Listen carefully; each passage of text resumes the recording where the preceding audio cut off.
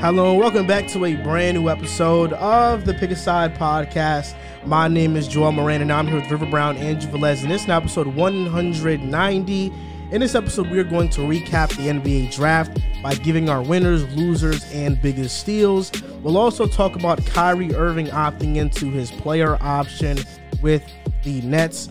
And before we start the show, a quick YouTube member and Patreon shout out to Phantom Wolf, Danko Hawkins, Matthew Jimenez, Nick Ichapa, Vincent, Kobe, Jordan, Tua is amazing, love you, Drew, Traylon Burks, rookie of the year, MG Nas, UK Boj, J Love Clear, Zach W, Cole, Darius Garland's next, Alexander, Nazir, Dwayne, Riv is a gorgeous man, Travis Toomer, Drew's the GOAT, Holmes, Nairi, your boy Nick, Jake the Snake, Corrupt, Joel's Monster Schmeat, Dylan, Afosa, Mason, Win in Silence and Make You Think You're Losing, Gentile Drew, Cade MVP, Mark, SP Morrissey Shot, Jordan Wood, Evan, Dylan, Joel is the GOAT, Mayo, Andre, Peter, Daniel, Ben, Ruthless Rootster, Kill Moves, Joel B, Eagle Dollar, Tizzy, Corey,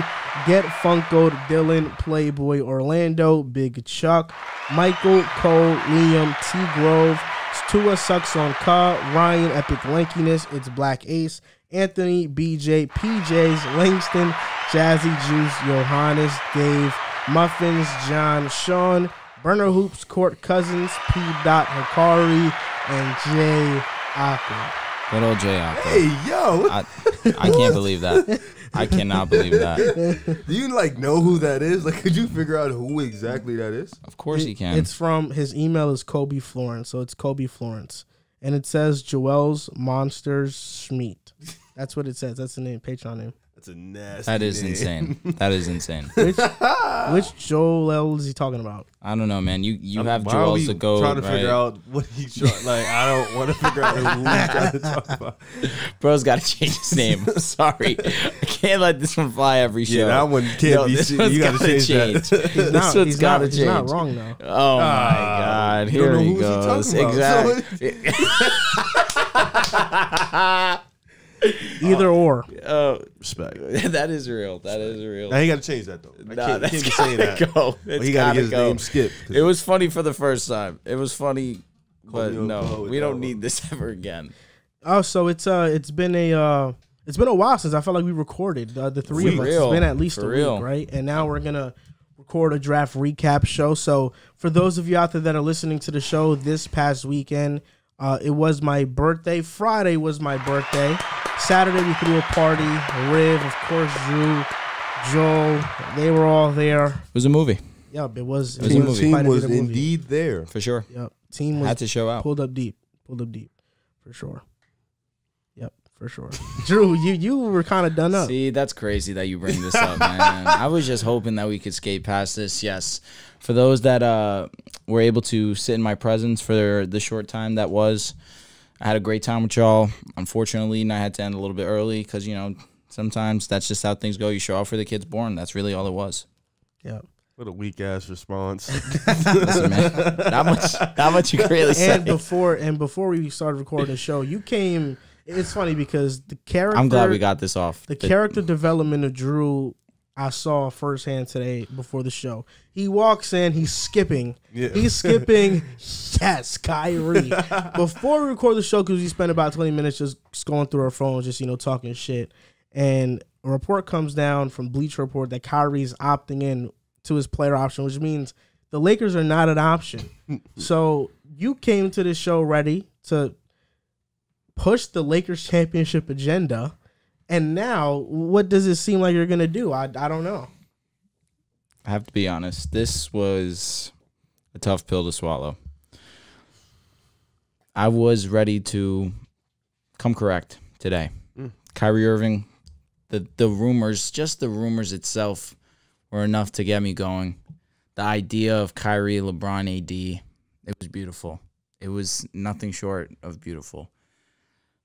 But now, unfortunately, Kyrie Irving is returning back to the Nets, and we have no chance at him. It's some real sad news. You also have no chance at a title. I deserve this. And what hurts even worse is that on Twitter I was chatting. And I have just gotten nothing but abuse in the last 15 minutes. And I really wore my Lakers gear because I was so happy. I was so thrilled. And now I am nothing but a big ball of misery. The Lakers have put me through some ups, but some downs a lot recently. Yeah. Yeah. Too bad it's not going to be your team for much longer. Maybe like 2 years and you're going to switch. No, he said LeBron retires. Whatever team he retires with, right? Oh, you think LeBron leaves LA? There's the only chance that we see LeBron leave LA is if it's a one-day contract with the Cavs. And that means you'll jump to Cleveland. That's 1,000%. That's insane. I don't care. I can't. Listen, but you know what? I said this, and I'll say it again. Whoever's on the team, we ride. If that means that Russell Westbrook is my starting point guard, Russell Westbrook stan. I don't care. As much as the idea of Kyrie Irving and flirting with that was beautiful, it's over and done with.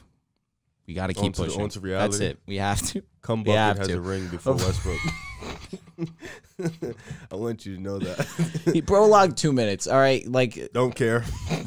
I'm hurting. Bro couldn't even drink at the parade for real. That's lit. Yeah, that's crazy. That's pretty lit. He's very young. But I am hurting. I am not well. Send me some love, please, guys. Even though I know that I'm just gonna get nothing but trolled in the comment section. But I had to keep the Laker gear on. I had to. We're about to talk about the draft. Yeah, you know you guys didn't get a pick, but you made some good summer league team. I saw you guys. Max Yeah, we got Sharif. Max Christie was a good. That's a sneaky pickup. You got O'Neal and Scottie Pippen. That would be a sneaky good pickup for a team that can develop him and he. What are you can talking play. about, bro? We could develop him.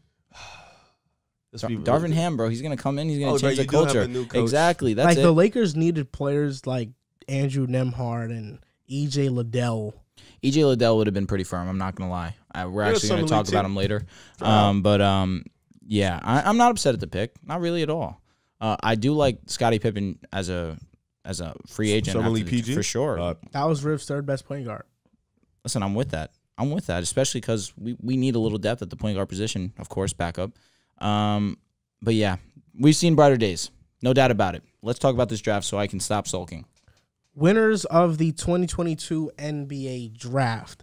Now, some teams had multiple first-round picks, which is why they were able to really draft multiple good players in the draft. But which teams did you think won the NBA draft? I'll start with you, Riv. So I have 3 teams and a player. Interesting. Okay. Yeah. I do also have 3 teams. Okay, so I have Detroit. I think that's absolutely everybody's going to pretty much look at that as a win, getting Jaden Ivey. I think it started before the draft, trading Jeremy Grant. Even though it wasn't for a lot, getting him out of there, getting some cap, and then bringing in Jaden Ivey, trading for Jalen Duren. You basically filled up your shooting guard for the future and your center for the future. I think Duren's going to be huge for Cade. Now you got Sadiq Bey, you got Jaden Ivey, so you got a nice 4-man tandem to develop. So I thought Marvin Bagley, you're not. Marvin Bagley, but they got to sign him back. But the 4-man tandem is going to be them, and I think that's huge for them. Detroit's not in a bad spot. They'll make some good moves. They'll be okay. The number 2 team I picked was San Antonio. Yep. I thought getting Jeremy, getting Blake Wesley, getting Malachi, I thought those are 2 guards that can definitely come in and contribute. I had them picking Johnny Davis in our mock draft, but they ended up getting Malachi. I still think it's good. I don't think that's any. Oh, that was a come up drop off or nothing like that. That's still good. And getting a guy, they don't have a real 4. I think Keldon Johnson's more of a 3 than a 4. So getting Jeremy to fill up that void, that's going to be good. So I think they had a really good draft. My 3rd team was the Pacers. I thought Benedict Mathurin, with Brogdon and Turner being on the trade block, even if they do stay, Mathurin's probably going to be the 2 guard for the future. I feel like he fits perfectly next to Halliburton. Getting Kendall Brown that late, I feel like that's somebody they could develop. He can be a really good player. And then Andrew Nemhard, somebody who can be a backup point guard for them. He may not be a starter, but somebody who could come in and contribute from day one. I think that would be huge for them. And then my player was, like we were talking about before, Patrick Baldwin Jr. I think he's one of the winners of this draft because he went to a situation where he can develop into a good player. Like, this was a player who was the top 5 player in high school, went to a bad situation, didn't play well. Like, we were talking about his numbers before. He was pretty stinky in college, but now going to only 11 games, though. Going to Golden State, a place where we've known that can develop, and going into a position like that, I think that would help him. That was like the perfect spot. So those are my winners of the draft. I don't know if you saw Benedict Mathurin's draft call with the Pacers. It popped up on my TikTok, and it actually was like, Rick Carlisle and the team president and GM congratulating Benedict Mathurin, and it really didn't seem like he cared at all about being in Indiana. Like Rick Carlisle literally said, like, at the end of the call, we're so excited to have you here, and what's even better is that Tyrese Halliburton's a point guard that's going to make you better, and we're excited to bring you in, Ben. Can't wait to see you play and stuff. And then all you heard was boop. No way. Yeah, like That's Benedict crazy. Mathurin didn't even respond back. All you heard was just him boom, poof the call. That is not ideal. And Not all his ideal at all. answers were like one-word answers. They were like, "Yep, I'm excited, appreciate it. Yep." What team do Let's you get think to he it. was looking to go to? Portland. Maybe the Portland. Blazers. Maybe. Facts. All right, so my 3 winners of this draft, you mentioned it, the Pistons, 100%. Being able to stay at 5, not have to trade up, not trade any assets to acquire Jaden Ivey. That's huge. And to get Jalen Duren for very minimal, you take that. Now you have 2 starting players to pair with Cade Cunningham. This is a very promising, exciting young team. We're going to talk about them a little bit later. Number 2 for me, I have the Houston Rockets. To sit at number 3 and get Jabari Smith, who people were chatting, that was going to be the number 1 pick. That's huge. You have Terry Eason at 17, and then you get Ty Washington with that 3rd pick of yours. We almost got it correct if freaking John didn't pick Walker Kessler. Yeah, not ideal. Walker Kessler was still a 1st-round pick, wasn't he? Yeah, but I know you guys. Houston, I know, but you guys were going crazy on John because he picked him in the 1st round at all. I'm just saying. I wouldn't say crazy, but we were so close, like so understandable. close. But Ty going to Houston is best case scenario for not only Houston but him as well. They need point guard depth. KPJ is not a true point guard. I do like KPJ as a ball player, but he's just not a point guard. Ty Washington will come in. He'll play the point guard position for them. And lastly, I have OKC as a winner in this draft. Sit at number 2, you get Chet Holmgren. That's the player that they wanted. They were able to get, to a lot of people, the best player in this draft. At 11 to trade up and get Ousmane Dieng, guy with a lot of offensive upside. That's very big. Jalen Williams, who's an excellent 3-point shooter. And you have a new lineup that you look at with OKC that is finally starting to put it all together. They have a plethora of draft picks, and they're trying to do the most they can to maximize their rebuild. You have Giddey, SGA, Dort, Poku, Basley, whichever 2 they want to start, and Holmgren on the bench, Trey Mann, Jalen Williams, Dieng. This is we're starting to see the pieces come together for OKC, and I like what I'm seeing from them. And give it a few years, and this team will be exciting. So for me, I think the Pistons were the draft winners to me. No doubt. They won the draft because they got 2 surefire prospects, Jaden Ivey, who has the potential to be a all-star player in this league, and you pair him with Cade Cunningham, and then Jalen Duren, who he's DeAndre Ayton to me. I was going to say you were a little well. DeAndre Ayton's not that's not disrespectful by any means. Not. It's not. But I know that you were a little bit lower on Jalen Duren in our conversations that we've had. Jalen Duren, you're mentioning Jalen Duren. Yes, because I am not the biggest fan of drafting a center with a valuable asset at the top of the draft. But with the Pistons, that was their 2nd pick. If that was their first round pick, that would be a problem. Oh, no doubt. But they had a top 5 pick. Like, That's for not example, Duren. if the Knicks drafted Duren at 11, I wouldn't. Which they did. No, at 13. That's what I'm saying. Yeah, I wouldn't have been a big fan of that. But because this is their 2nd selection, you need the first one, you swing for the fences, you go with best player available. And there's an argument to be made that when the Pistons at 13, basically because Knicks traded them the pick, Jalen Duren was the best player available on the board, and for the position of need Detroit needed, which is center, I'm with you. That was the best player for them. So and it saves them some money. You don't have to go and sign DeAndre Ayton. Yeah, I think that's perfect because DeAndre Ayton's not worth the max. So now you get to have Jalen Duren.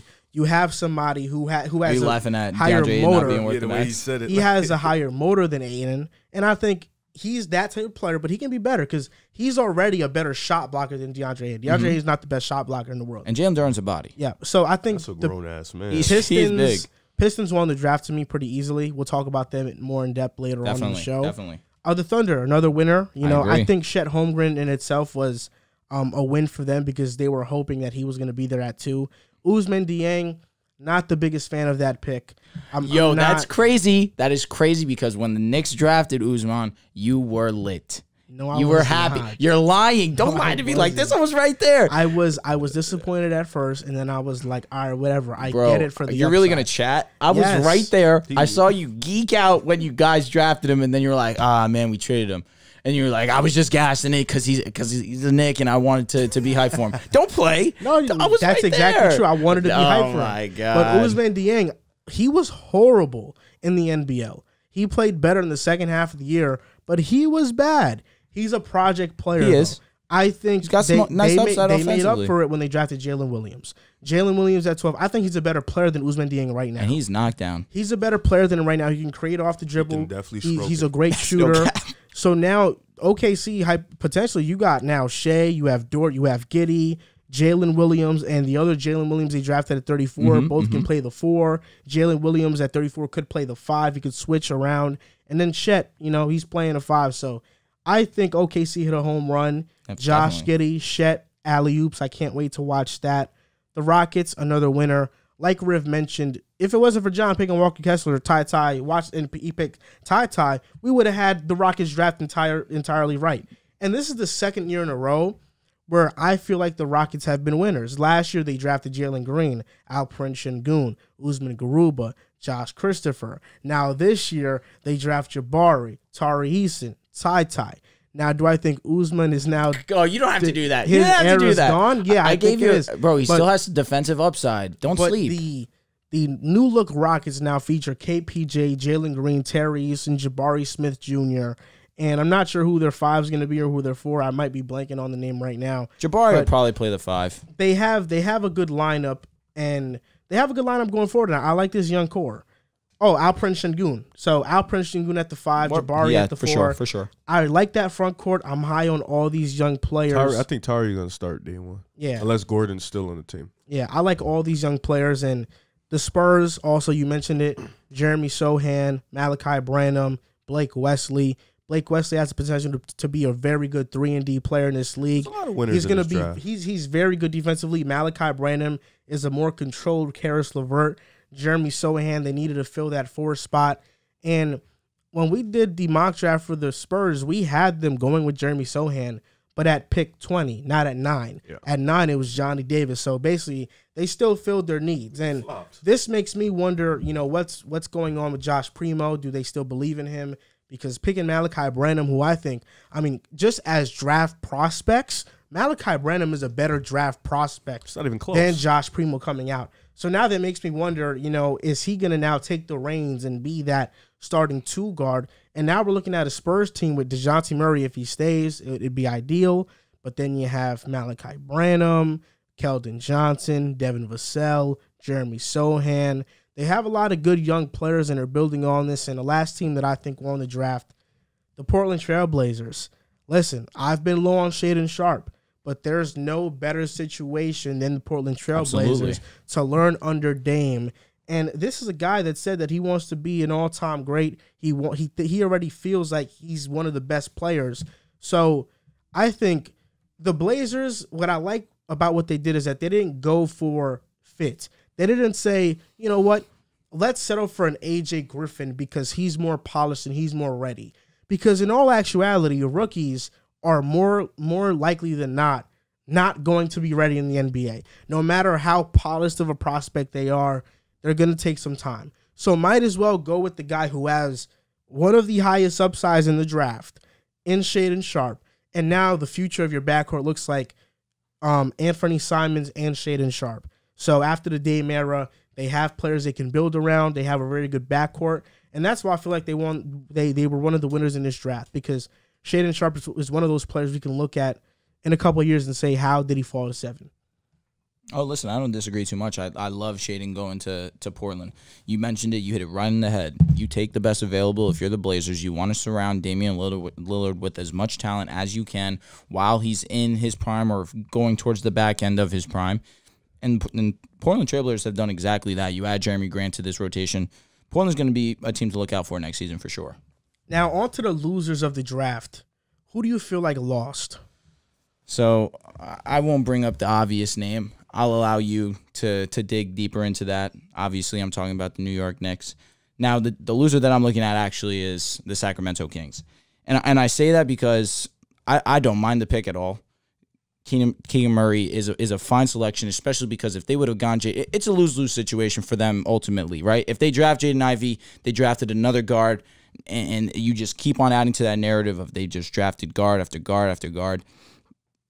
But the issue here is that they stayed at 4 and decided to take Murray instead of entertaining deals for Jaden Ivey. Not even flirt with the idea of taking Jaden Ivey because they didn't even meet with Jaden Ivey. Didn't even go to watch him play.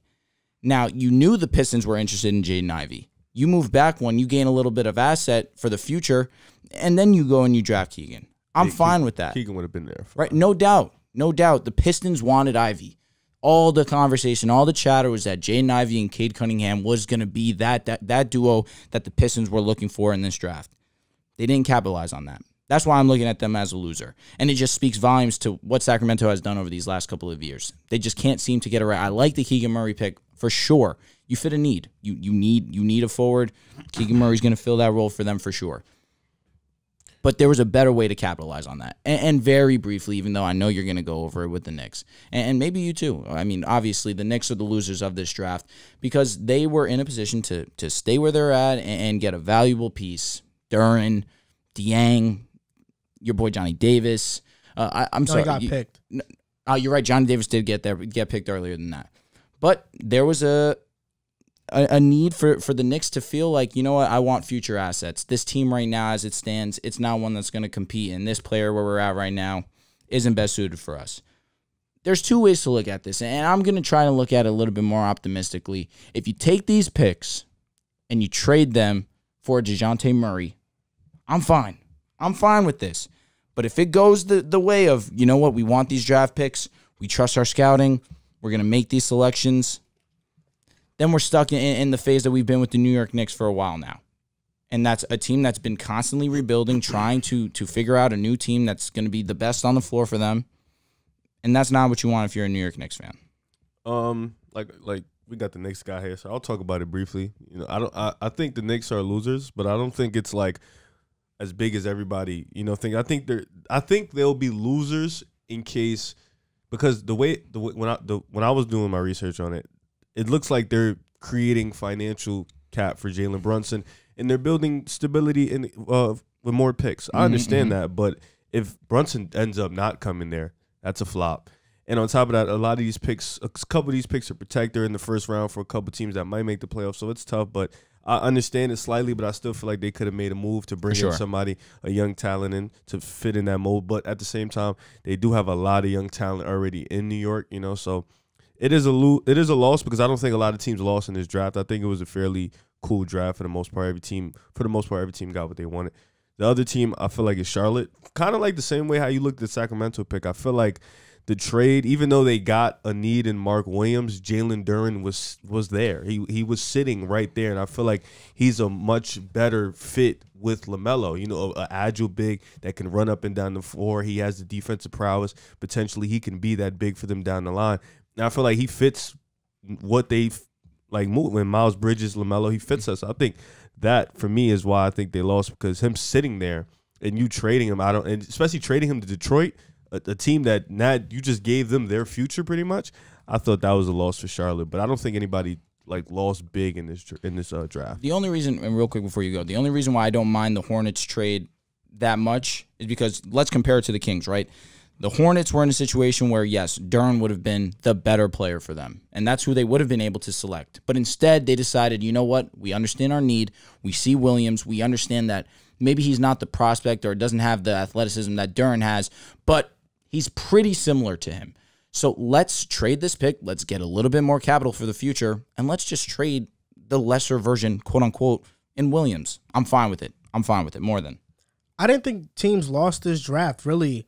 The only team that sticks out to me is the Knicks. That's unfortunate. But a player lost a draft. That's DeAndre Ayton, because the Pistons selecting Jalen Duren means that the Pistons are out on him.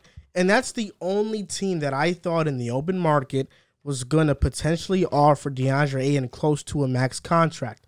I don't see another team doing it. I really don't. Especially you don't think Portland still does it? Portland, I think they think Nurkic is probably just as good as him. But Nurkic's an injury risk. That's my only fear with him. And DeAndre is a motor risk. So I don't know. Which one's worse, motor or injury? I think injury, because maybe he stays healthy. And he's at least Ayton's on the floor. Yeah. But he was a loser of this draft. I'll get into the Knicks.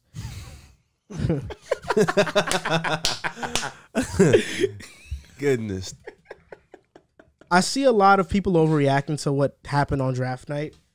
Some people are saying, oh my gosh, this was the worst thing the Knicks could have ever done. Oh, this is so bad. We traded pick 11 and didn't even get a draft prospect. And then other people are saying, oh no, like, you know, you guys are overreacting. I think the truth lies somewhere in the middle. I don't feel strongly either way, but I'm just going to go over my emotions on draft night and how I was feeling personally. I was at a place called Sharky's with Drew and Joel and Frank and Vaughn, we were watching the draft. Very exciting. We watched the picks go by. It's pick number 10. And I'm thinking Johnny Davis is coming to New York. We're getting Johnny. I'm getting excited. Washington takes Johnny Davis. That was my guy. And I think that was the Knicks guy. And I think that had Johnny Davis been there at 11, the Knicks take him at 11. But what was I saying the entire night to all of you guys? I don't want Jalen Duren. I don't want Mark Williams. I don't want a center. I want a guard. Well, Ty Washington, you couldn't take him there. I mean, he was picked 29. Too early. The NBA told you what they felt about Ty Washington. What about Kennedy Chandler? He went in the second round. A steal by Memphis, by the way, who's a great Tyus Jones replacement. When we did the mock draft, I said, I'm taking Malachi Branham because you took Johnny Davis at 9.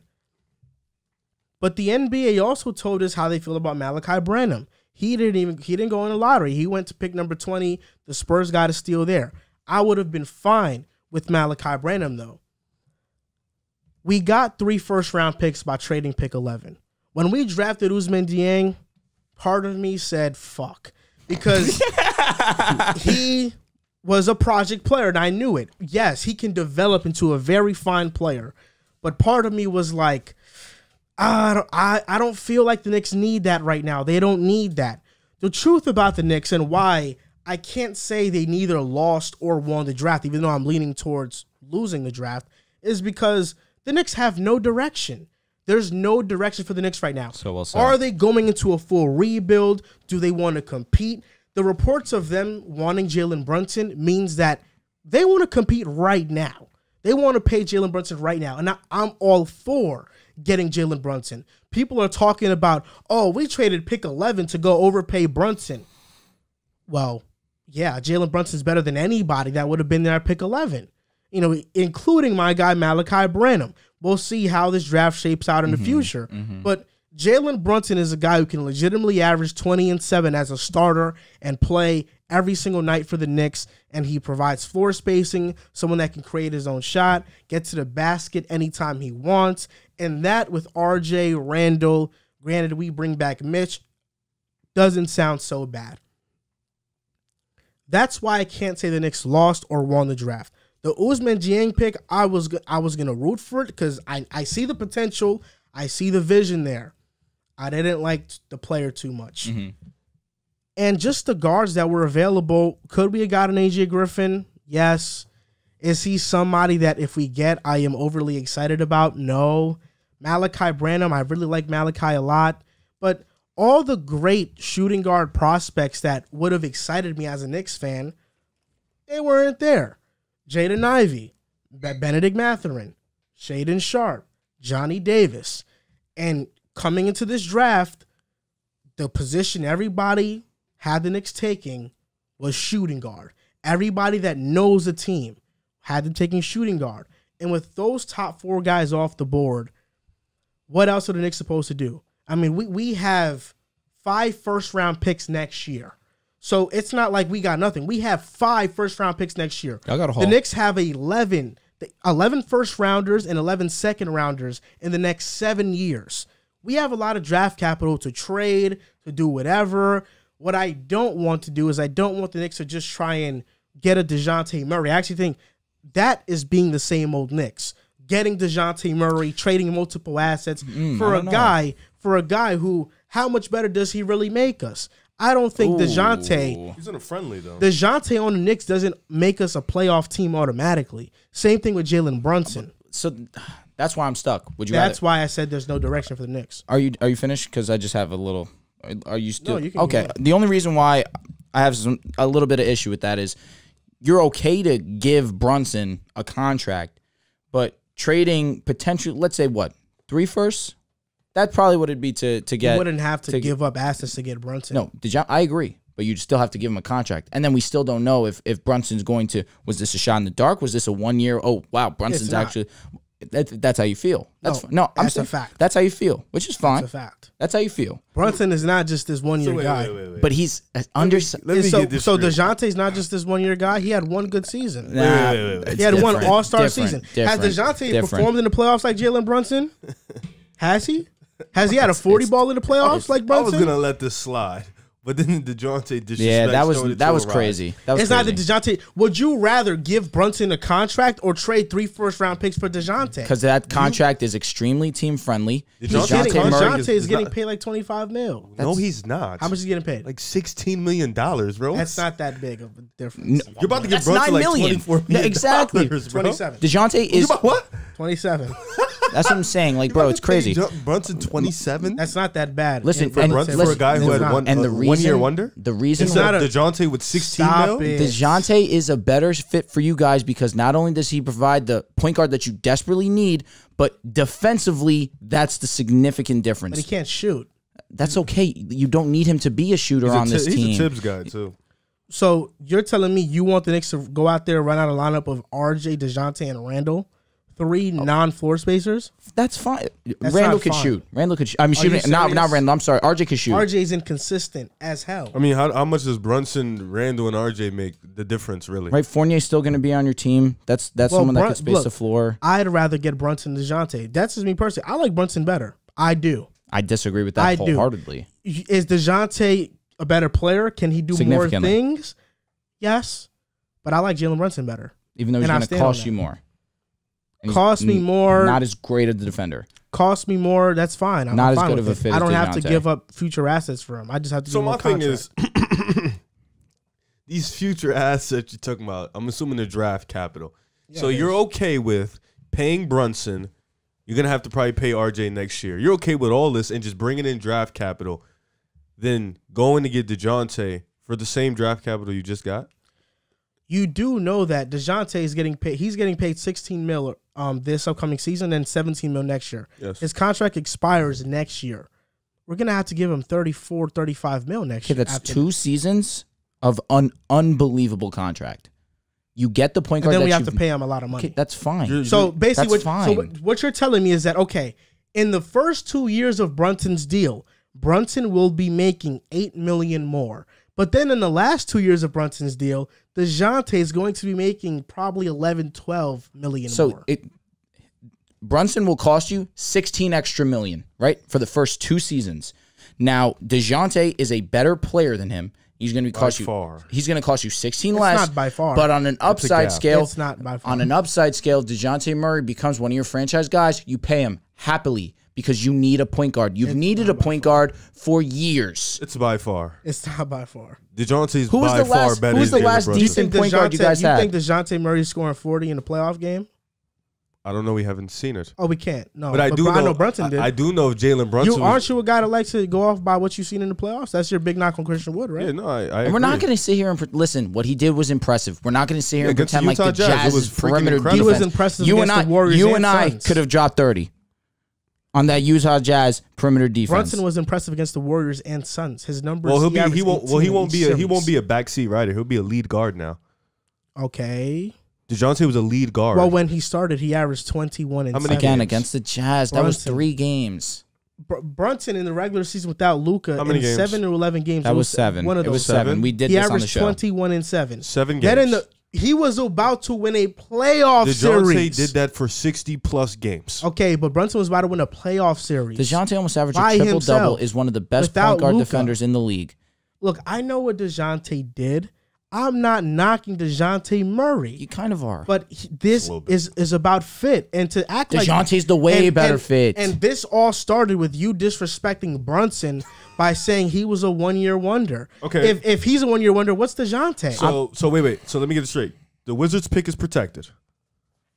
I have the protection chair. Let me say it because you're gonna get it wrong. So I have Ouch, it. that's rude. So yeah, it's all protected. Yeah, Detroit, I know. Washington, I'm reading and it. Denver. Listen, yeah, I know. Knicks got. You're gonna get it wrong. Bro. Knicks. That was rude. second time he's done it. You He's wrong haven't again. because you haven't let me finish. That was crazy. You're No, apologize to him. wrong, bro. Apologize. No, All but I right, have it here right he here, goes. though. What were you gonna say then? 2023 Wizards protected. 2023 Pistons protected. 2025 Bucks protected. I'm looking at that. And 2023 I made sure to get Yeah, but you were not going in depth on the thing. I was just gonna read you. In depth. What are you gonna? All right, no. Let's hear the in depth. Because I know the projection. All right, let's hear it. Okay. So do we. 2023 first rounder from Detroit. That's protected Okay. 1 through 18. In Lottery. 20 through 2024, 1 through 18. It's not lottery. It's past lottery because lottery is 1 Okay, through it's 14. 3 more Yeah. past the lottery. What are you doing Picks right now? 1 through 13. It's protected in 2025. So that Detroit first rounder in 2025 is protected 1 through 13, and 1 through 11 in 2026, and 1 through 9 in 2027. That's what it is. The first rounder from Washington in 2020 is protected in 2023. It's lottery protected. It's protected 1 through 12 in 2024, 1 through 10 in 2025, and 1 through 8 in 2026. And the first rounder we got from Denver is protected through the lottery from now to 2025. So you didn't get shit. Like, essentially, you didn't get anything. This draft catapult that you're excited about, it's not. You can, bro. It's really. I didn't say I'm excited about the draft. He didn't say he was excited. No, but I'm saying this is the When did I stuff say I you was could. excited No, I'm saying, about but you said I would rather not give up assets for Dejounte. Correct. Murray. That's what's killing me because I'm Correct. looking at your assets and it's like It's mid. Come on, you can give this up for 5 Dejounte first Murray. round picks. No, 3 It's first possible round that picks. you don't get none of these. But I don't want picks. DeJounte Murray. But that's what I'm saying. It's foolish to not want him. But you want It's Jalen not Brunson. foolish to But want. you want Jalen Brunson. That's I why it's like foolish. Jalen Brunson better. Yes, I absolutely do. What does he do better To than each his own. He DeJounte creates his Murray? own shot more- than that's DeJounte. so he's a better scorer. He's a Barely. better 3-point shooter too. Okay, so he's scoring, right? So that's it. Defense, it's night and day. No, defensively, DeJounte's better. Playmaking. It's night and day. Playmaking is DeJounte. not night and day. Yeah, I'm not DeJounte saying just- I didn't say night and DeJounte day. just holds the I ball didn't the say entire night game. and day. He holds the Yeah, ball. that's the kinda entire crazy. game. Well, you know what I mean. His I don't usage know what is you mean. high. His usage is high. Okay. He's the point only guard. guy on San Antonio that can do anything He's with a the ball. point guard. That's what you desperately need, and have needed that Jalen for over Brunson 10 is years. a point guard too, Who's just not the and I like defensive Jalen player that Brunson he is. better. All right. I'm not going to see my mountains. I All right, like good. Jalen Brunson better. That's fine. That's fine. But to go back on what we were talking about, yes, did the Knicks technically lose the draft? Yes, because I don't feel like any team made some stupid boneheaded decisions on draft day. The Knicks were the only team that you sat there and said, "What are you doing?" But with that being said, let's not overreact to this. Let's not act like there was a generational prospect at pick 11 I don't that we disagree. passed up on and that we just missed on. Yep. This isn't like we had a top 3 pick and we like traded Luka or something and we have no picks. The reason why Knicks fans are so mad about the draft that we had is because we aren't bringing in any excitement. That's why. Correct. After our lackluster season, we're going into the draft and we're like, okay, maybe we can get a prospect that just changes the hopes of this franchise around, gives us some more hope. And the draft didn't do that because the Knicks didn't have a first-round selection. But with that being said, we still got Trevor Keels in the second round, who I think he's a pretty good player. I think Trevor Keels is a pretty good player. Gene Montero, undrafted free agent, I think he's okay. But the Knicks still have a young core of RJ, Emmanuel Quickley, Obi Toppin, Quentin Grimes, Deuce McBride, Jericho Sims, Trevor Keels is now added to that. It's not like the Knicks have no young players. So sacrificing this draft to now have 5 first-round picks in next year's draft and the ability to pull off a big-time trade, why do I have... I don't understand the thought process of getting DeJounte when we can get Brunson and then trade these first-round picks for another great player. And now we have Brunson, RJ, and somebody else instead of DeJounte, RJ, Randall, and we're stuck and we can't trade assets to get another star caliber player. It's the money aspect that's intriguing as well. Jalen Brunson's contract isn't that much because the league is about to expand. Right now, $27 million a year is 25% of the cap. That's what it count against because the cap is $122 million for this upcoming year. $27 million a year, which is what Jalen Brunson is going to get, is about 25% of the cap. 2 years for a guy that's averaging 20 points and 7 assists a game. That's not bad. In 2 years, who's averaging 20 points and 7 assists? Jalen Brunson. He does not average 20 points and 7 assists. He did it when he started. Oh my god! What are you talking about? He did it when he started. For the season. Well, for the season, he averaged like what, 18 and 6, 16 and 5. 16 and 5. Yeah, 16, 5 and 4. You liar. No, I'm not lying. You liar. 16.3. Okay, 16, 5 and 4. Yep. Yeah, I know. I'm confidently wrong though. 16 and 5 and 4, 16, buddy. 5 and 4. But Dejounte, who averaged 21, 8 and 9. Taking a huge back seat. 21, 8 and 9 with 2 steals, buddy. Yeah, that's Dejounte's But numbers. Jalen Brunson took a huge back seat. Now he's not going to take a back seat if was it a huge backseat? I will guarantee you. Bro, I will guarantee you if Brunson is that true? If Brunson goes to the Knicks, he's averaging 20. We can make a bet on this. He probably will. So okay. So Dejounte's going to average it. Defense won't be there like Dejounte. He's not this cone though. I understand, but it's a significant he's a Villanova guy. He's 6'1", right? He's 6'1". So yeah. No, I don't care about height. There's a significant gap between him and Dejounte as defenders. We know that. No, let's not play the game. So I mean, we'll see. He'll be you tell me you love your height. 6'4" point guard, can defend, can facilitate, I like rebound. You be shitting on Van Vliet. I was sitting on. When was I sitting on Van Vliet? You be shitting on Van Vliet. Bro, you said you would take Brunson over Van Vliet. I said in certain situations I would. I love Van Vliet though, and guess what? I don't know if you love him. You love one-hit wonders. And guess what? And guess what? It's funny that you mentioned that because I noticed a trend. Oh shit! Back when Van Vliet was a free agent, I wanted Van Vliet. Everybody was like, "No, you can't overpay for him. He's not worth it." What's going on with Jalen Brunson right now? Because Brunson is worth it. Y'all just don't see it, but he's worth that money. He's not worth it when the opportunity of Dejounte Murray's there. Dejounte Murray is there via trade. Correct. And I don't want to trade for him. That's the ridiculous part. Why would I trade for him 2 when years I can of just get Brunson? $16, $17 million. And then I have to pay him a max. I have to pay him a max. For an all-star player, that's fine. He's a lower level all-star player. That's fine. He's not taking you anywhere. But how do you know that? Where's because Brunson I know taking you? The Spurs are a terrible team, and they were still a play-in team. Where's Brunson taking you? What is exactly? That didn't make sense. Brunson, it's the same. It's the same thing though. It's the same result.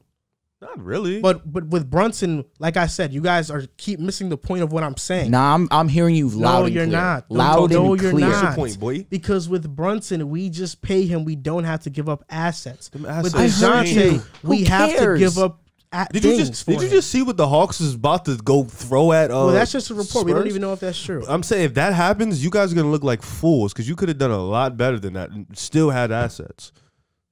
We don't know if that report is true or not, though. I mean, we don't know what report is true. We're just playing off reports right now. But we don't even know if Jalen Brunson's actually going to go to the Knicks. But we're just playing off reports right now. No. We don't know if he's going to go, but we do know the Knicks are a huge player to get him in our league candidates. Absolutely. $27 million. You're going to pay Mr. One-Hit Wonder. The reason why we're clearing cap is to get Brunson. That's a fact. That's not a report. That's a fact. No, you're clearing cap just to go make a charge at Brunson. Clearing cap for Jalen Brunson. That's crazy. That's what they got to do. Crazy. What? Is he not a top 15 point guard in the league right now? Hell no. Hell no. Yes, he is. Hell Name no. 15 point guards better than Jalen Brunson. Didn't you make a list already? And Melo was like 13, right? Like that's just goes to show you there's no way. Name me 15 point guards better than Jalen Brunson. We got Steph, Chris Paul, Kyrie. We count Luka as a point guard? Of course. Yes. That's Luka, James Harden. That's 5. Darius Garland, SGA. You can always help, you know. John Morant. LaMelo. Dejounte. Dejounte, that's 10. Drew Holiday, 11. Fred VanVleet, 12. Dame, 13. You can always help, you know. Yeah, because I can't. Of course, I'm with you. I'm with you. I'm sorry, bro. Let's see.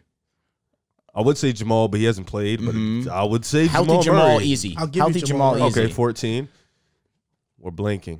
That's okay. There is somebody That's right. left. There's a lot of squads, bro. Somebody left. No, he's better than Kyle Lowry. Yeah, I was thinking the same thing. Is he better than Tyrese Halliburton?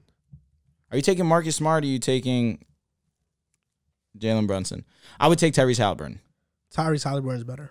15. Just like that. And Marcus Smart locked the shit out of Jalen Brunson. For sure. I might take That's what I'm saying. Marcus Smart's not better than Jalen Brunson, bro. It depends on the team. But I understand why you say that. I understand why you say that. But that's 15, by the way. Yeah, that was quick. Got you. That was guy.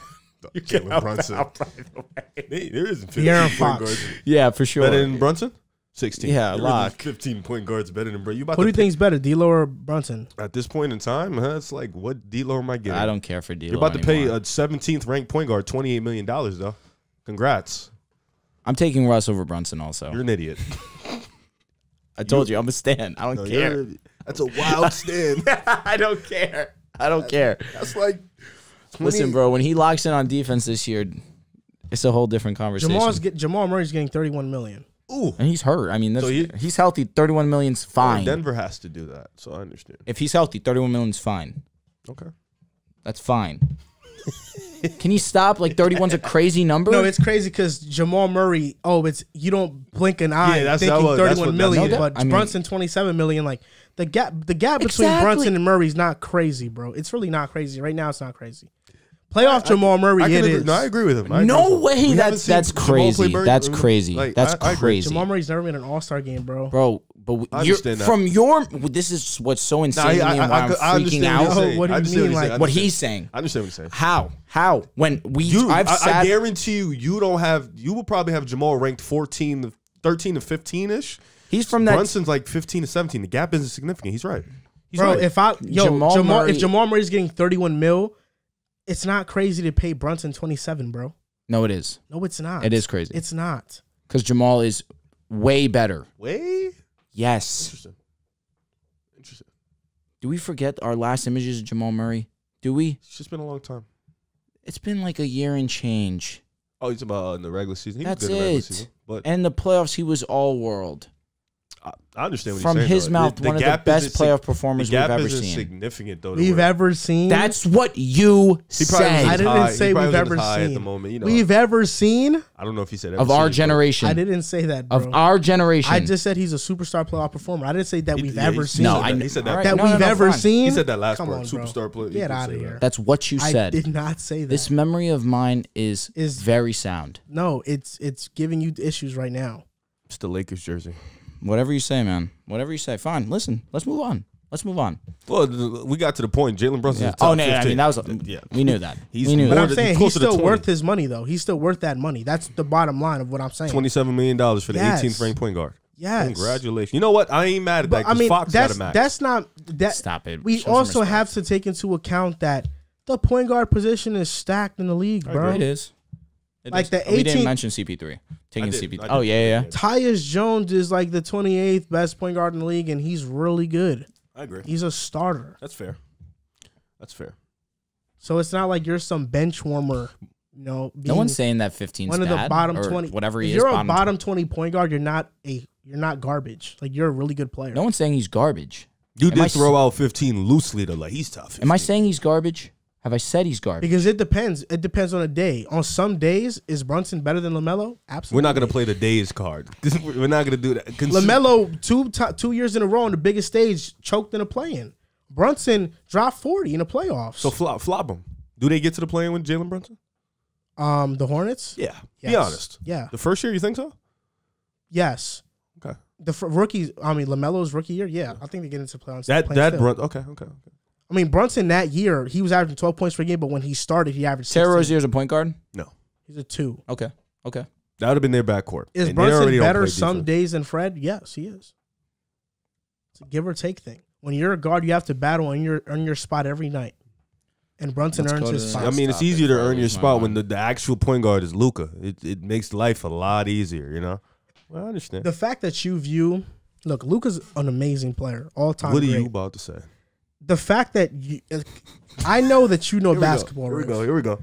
So the fact that you think that Luka actually doesn't take away from Brunson's ability to be better is actually mind-boggling. Like, they have clashing play styles. No, I think the fact that you think that your 7-game sample size... Brunson's 16 a game, he's averaging 16 That's low for him because of Luka. Right. If he's not playing with such a ball-dominant player, he's averaging 19, 20 a game. I understand that, but I think the fact that you and the think, playoffs showed that. I think that the fact that you think that Jalen Brunson can just waltz over to a new situation and now be the lead guard. And it'd be seamless. And it'd be seamless. And now all of a sudden this team is more competitive. I think It'd be better. That's like, whoa. Well, Jalen Brunson makes the Knicks better by far. No one's saying he's not. He wouldn't. How significant? But like by far. We're definitely a playing team.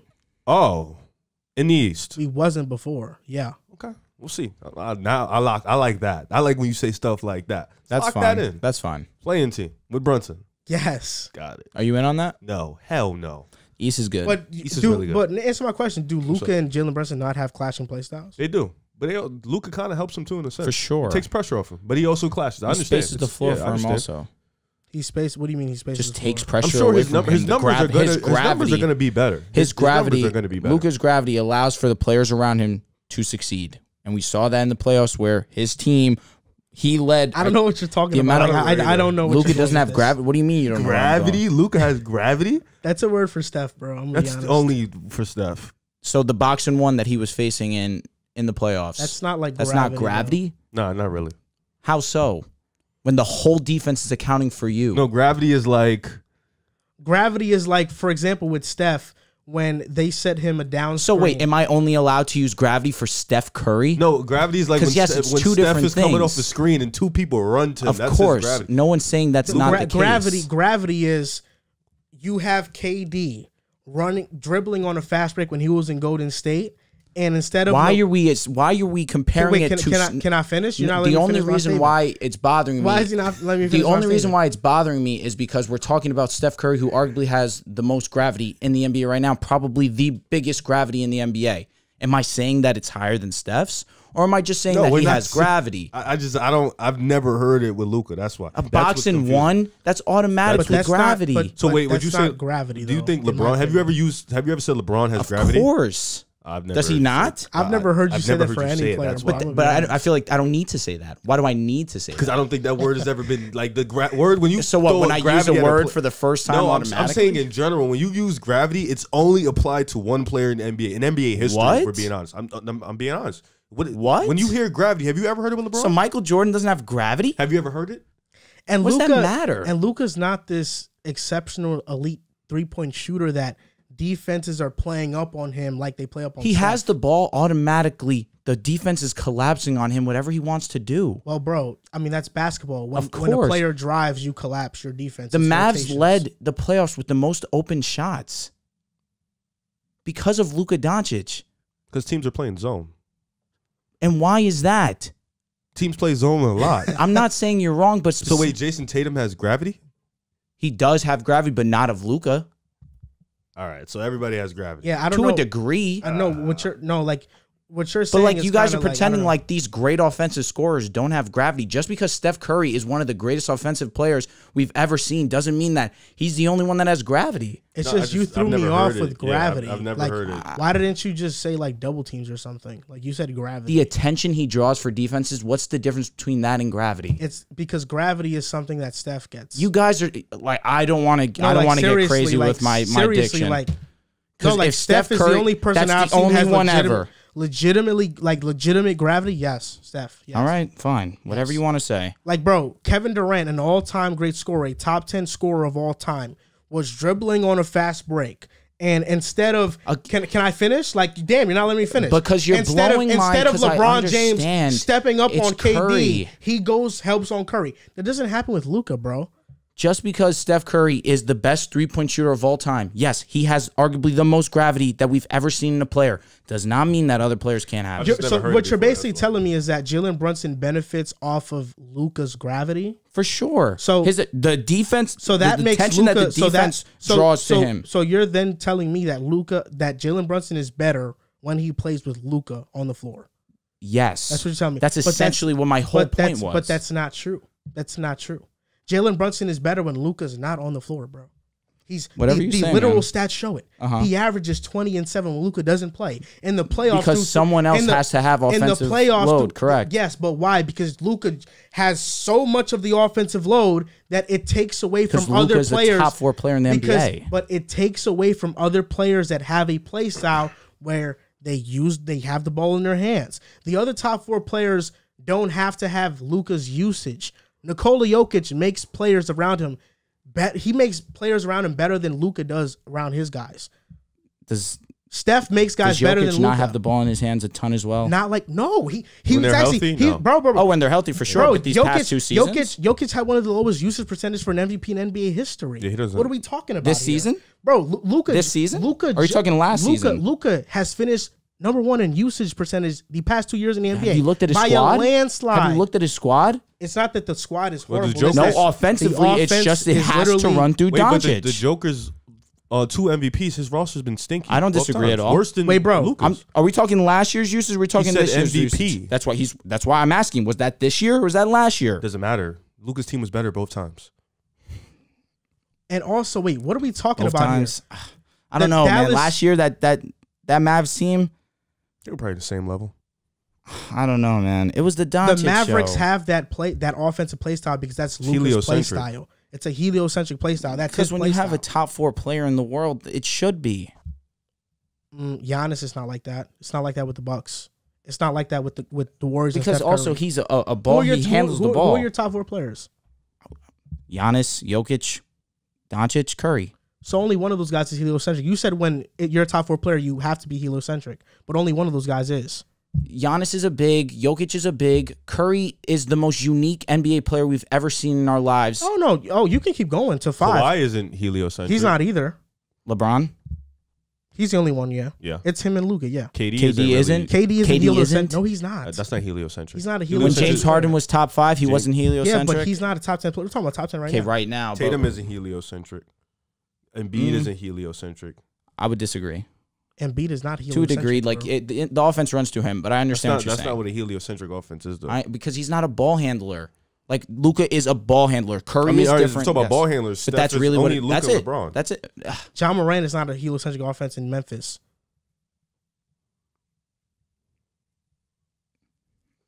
Debatable.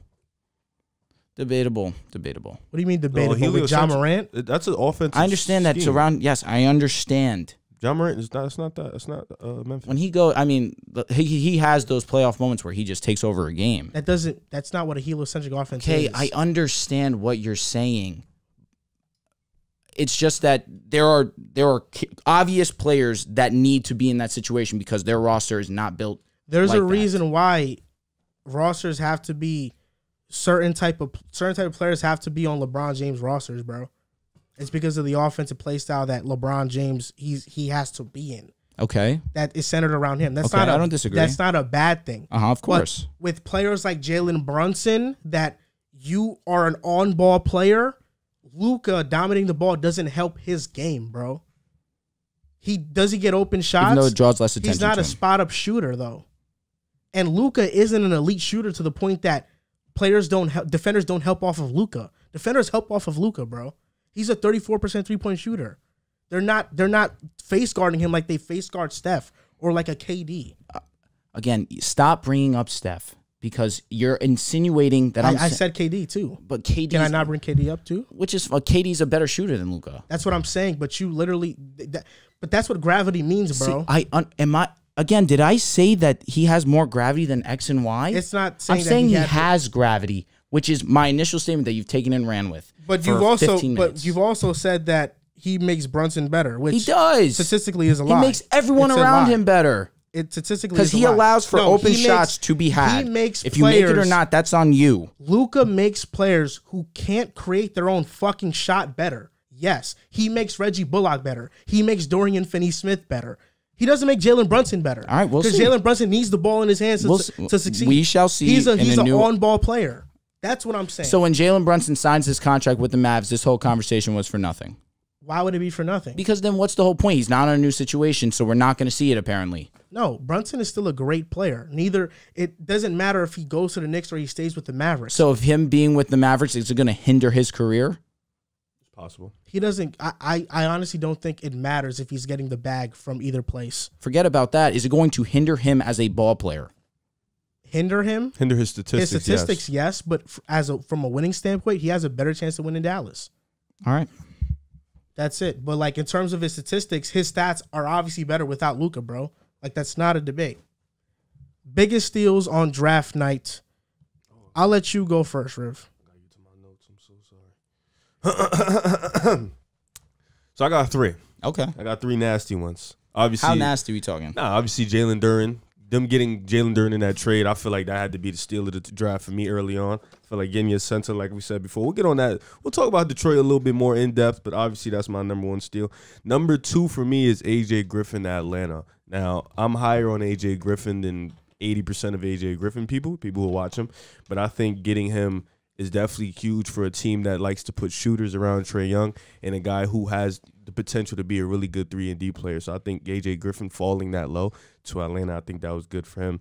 And Dallas trades for Jaden Hardy. I thought that was a really sneaky under-the-radar move, somebody who could come in and possibly develop into a really fine scorer in this league. Jaden Hardy is one of those players who, walking into the G League, he had a lot of potential. He was projected to be a top 10 pick. Fell off a little bit. Well, fell off tremendously, actually, because he was late. But I think he can definitely develop into Dallas and be one of those scorers in the league. He has a lot of potential. So I like Jaden Hardy. So that's my 3 steals. All right. I have 3 steals as well. Number 1 for me is going to be Jaden Ivey. Now, I know that that's not that great of a steal. He's a top 5 pick, but ultimately, he shouldn't have been there at 5. He should have been selected at 4, whether that's the Pistons trading up for 4. He should have been a top 4 pick for sure. For him to get selected to the Pistons, to have that duo of Cade Cunningham and Jaden Ivey for years to come is going to be super exciting. Number 2 for me, I have Malachi Branham. Top 15 projected pick to fall to 20 to the Spurs, not having to move or not having to move up, not having to reach on him earlier with that top 10 pick that they had earlier. A great shot creator, great splits, can really shoot the ball well. Malachi was a big steal for the Spurs. And lastly, I have EJ Liddell to the Pelicans, round 2, pick 41. Was supposed to be drafted late in the first round pick, ended up falling to pick 41. A solid stretch 4. I believe he's 6'8". Reminds me a little bit of Grant Williams, where he provides really good defense but can also shoot the ball very well. Averaged over 2 blocks a game in college. EJ Liddell's a name to look out for. I'm surprised he only had 3. I got to share the love, boy. I don't want to come in here like you with what are you 8, in, 7? and just go crazy. Like, nah. No, I have 9 actually. See, I didn't want to do all of that. Why do you have to do that? Even when we did the winners, I tried to pick somebody different. Like, dude, so if you're gonna drop like 19 names, you might as well stop. Yeah, text us. So we don't have text us, yo, bro. I'm wilding out. No, because I know that people, when they listen to this show, they want to know who my steals are. These are my steals. So, you can have your steals. But 9 steals also at the same time allows for a little bit more room for error.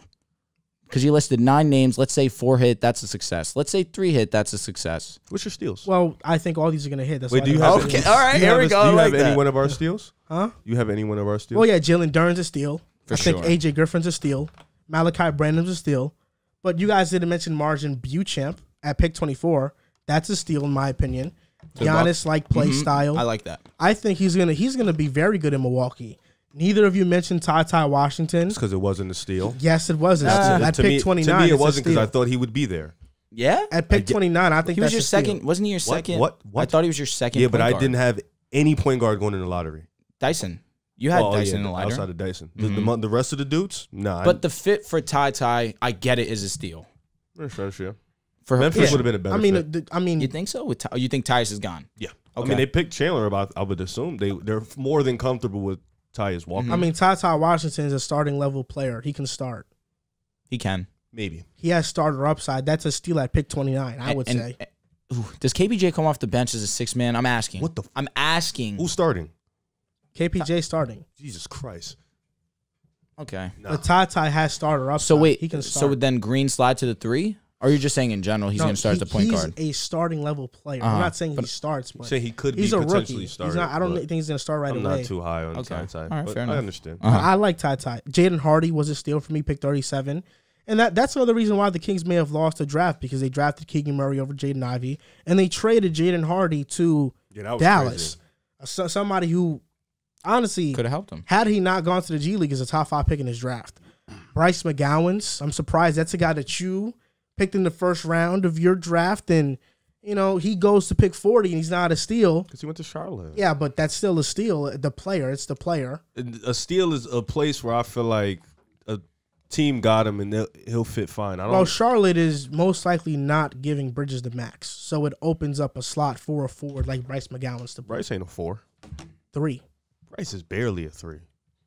How tall is he? He's 6'7", but he plays like that's a guard. 3. Okay. Yes, but he can play at a wing spot. Yeah, you can play him at it. 6'7", you can play the wing. Skinny. A boy like 170. E.J. Liddell, another steal, pick 44. For sure. Then Kennedy Chandler. Kennedy Chandler, he's another guy that I'm very, very high on. Yeah, that's I'm very high on Kennedy Chandler. And the fact that he was in the second round and Memphis got him and now Tyus Jones walks. And now you got a player that's similar to Tyus Jones in Kennedy Chandler, who's a defensive pest, offensive IQ's off the charts. This guy has an insane motor, and they traded DeAnthony Melton, which means it's freeing up minutes for that guard spot. Kennedy Chandler is definitely a steal in this draft. That was a good move for Philly. Really, really good move for Philly. I don't know. I kind of want Tyus Jones to stay there in Memphis. He plays that backup role Where very well. is he going to start? New Chicago. York. What? I'm playing with you. New York. Well, if they get Brunson, now where? There's so many point guards. I'm with you. I'm not disagreeing. So I don't know. He's not better than IQ. Who? Tyus Jones? He's a better point guard than he's a better IQ. Point guard. Emmanuel Quickly? He's a better point guard than IQ. He's not a better player, though. Probably not. IQ has higher upside. IQ could score that ball. He can. But probably not, but he is a better point guard than IQ. I don't know where Tyus Jones starts. I don't think there's a team out right now. That's why I feel like Washington? If you're Tyus Jones, the best chance to win is Washington would be the one. Memphis. Washington's a good one. They have Roll Neto. Mm-hmm. Maybe the Pelicans on a backup role. No, because they just picked up Ty. That's Dyson. You're 100% right. But those were my 10 steals, and I think they were all steals. Yeah. It didn't feel like it was 9, and Kennedy was 10. I like the name. 10 out of 60.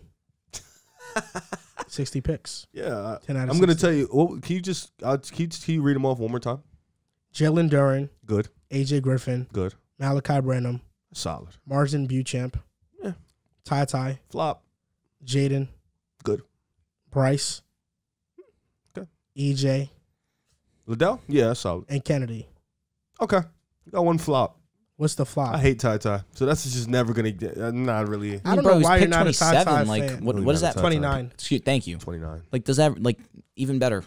I'm not a Ty fan. And you didn't have Patrick Baldwin in your steals? Nah, he listed him earlier as a winner. I had Baldwin was in consideration for me also, but he's a work in progress, so we're going to have to see. He wasn't even a steal. I had him. He could be viewed as a pick too early, low key. He could. So, if it wasn't Golden State, yeah. Mm-hmm. Yeah, so I guess they see things differently over there in the Bay. Listen, you can't doubt what they do. You can't. Not for real. I know you're not doubting. I'm just speaking generally. On draft day, the top 3 picks we knew were going to be Jabari, Paolo, Chet. We just didn't know the order yet. And throughout most of the draft process, the favorite was Jabari Smith to the Orlando Magic. So were you surprised when Banchero went number 1? And basically right before the pick happened, it was reported that the Magic are heavily considering Banchero. Then they pick him. You have said before that you think Banchero is the best player in this draft. Yeah. Even though you picked Chet in the mock draft at number 1. So were you surprised Banchero went number 1? I actually posted a video on my TikTok, and that shit flopped miraculously because Banchero went 1. So it actually kind of sucks. No, it's okay. I didn't suck number wise. It just sucked because I was wrong. I know. Incredibly wrong. You weren't incredibly wrong. Holmgren went 2. No, that's still because I was so your thought process was in, there. You know how when you locked in and yeah. Your thought process was sucked and shit. I was actually when I was the draft was going on, I was actually at an escape room at the Brighton. It was a haunted escape room, and my little cousin was like, Riv. I was like, what's up? She's like, Banchero went 1. I was like, what the because there was no Banchero in the Orlando, I feel like didn't have any relationship walking up to the draft. There was nothing going on. It was pretty much Chet or Jabari. Then FanDuel was spiking up day of. Jabari's going to be the number 1. Betted here. He was the heavy favorite. And then they just picked Banchero. It did surprise me a little bit, not because he's not the best player. I just thought they were going to move Chet. That's the way they was going to go. If not Chet, Jabari. But them getting Banchero feels like they're moving in a different route, which is cool. You know, they pretty much promised that Jabari was going to be the #1 pick, though. I've been seeing a lot lately, so I thought that was messed up. FanDuel actually had Banchero at plus 300 the day of, which was the lowest side. That's why I just wanted to throw that in there. Yeah. So, but yeah, I was surprised. I'm not gonna front, but it's not a bad pick nonetheless. I still think Banchero will be the best player in that draft, and they got a go-to scorer. They got a guy who can go get his own bucket. He's still a solid defender. He's a 6'10" guy who can handle the ball, shoot the mid-range, kind of have a little bit of mellow in his game. Okay. So you got a guy, you bring him in at the 4. Now, what do you do with Jonathan Isaac? What do you do with, Wendell Carter? You're going to play him at the 5. Mo Bamba's probably not coming back. But they got a lot of decisions to make. But I think this is still a good pick nonetheless. It's still a great pick. I just thought they was going to go Shet, so it confused me. Another steal, Wendell Moore. Where'd he go? Minnesota. Oh, okay. Okay. I like that. He'll play right away because Taurean Prince stinks. The reason why I want to say that I wasn't surprised is because I felt like he was the most NBA-ready player. Out of these top 3, he was the most NBA-ready, and at the same time, I look at the Orlando Magic, and they're not in a position to gamble. Similarly with the NFL draft and the Jaguars, I wanted them to take Aiden Hutchinson because he was the most ready. Banchero was the most ready out of these 3. Holmgren has strong upside. Yes, I do believe that Holmgren will be a solid ball player in this league. Jabari Smith, I'm a little bit higher on than I am on Holmgren. But I look at Banchero, and he is the safest for the Orlando Magic because the Orlando Magic at this point are a team that can't take risks. You have a lineup of Suggs, Cole Anthony, Markelle Fultz, Jonathan Isaac, Wendell Carter. I think Wendell Carter will play the 5. He definitely showed great strides in his development this past season, and you can't rely on Jonathan Isaac. So now you have Banchero fill that role. This is going to be a guy that you can rely on day one to give you results. That's why I feel like Holmgren is going to take a little bit of time to develop into that guy that everyone thinks he's going to be. Jabari Smith, I'm a little bit higher, and I think that Jabari is going to be very good relatively early, but I think that Banchero comes in day one and leaves his mark. So, no, I'm not surprised because the Orlando Magic could not risk messing this one up. I bet on Banchero to be #1 pick. Oh, you showed us. Yeah. I don't know. It was early, too. Which is crazy because I felt like you were saying, nah, I don't think that Banchero is going 1. And then you put that bet in, which I respected. Because I think it was Jabari. I thought it was going to be Jabari Smith. That was going to be #1. Listen, Jabari is a beast. Just because he gives you a high floor, you know what he's going to offer with his shooting. But yeah, I picked Banchero to be #1 pick because Orlando last year showed that they don't show their cards. Franz Wagner, nobody even knew if he worked out for Orlando last year, and then they draft him at pick #8.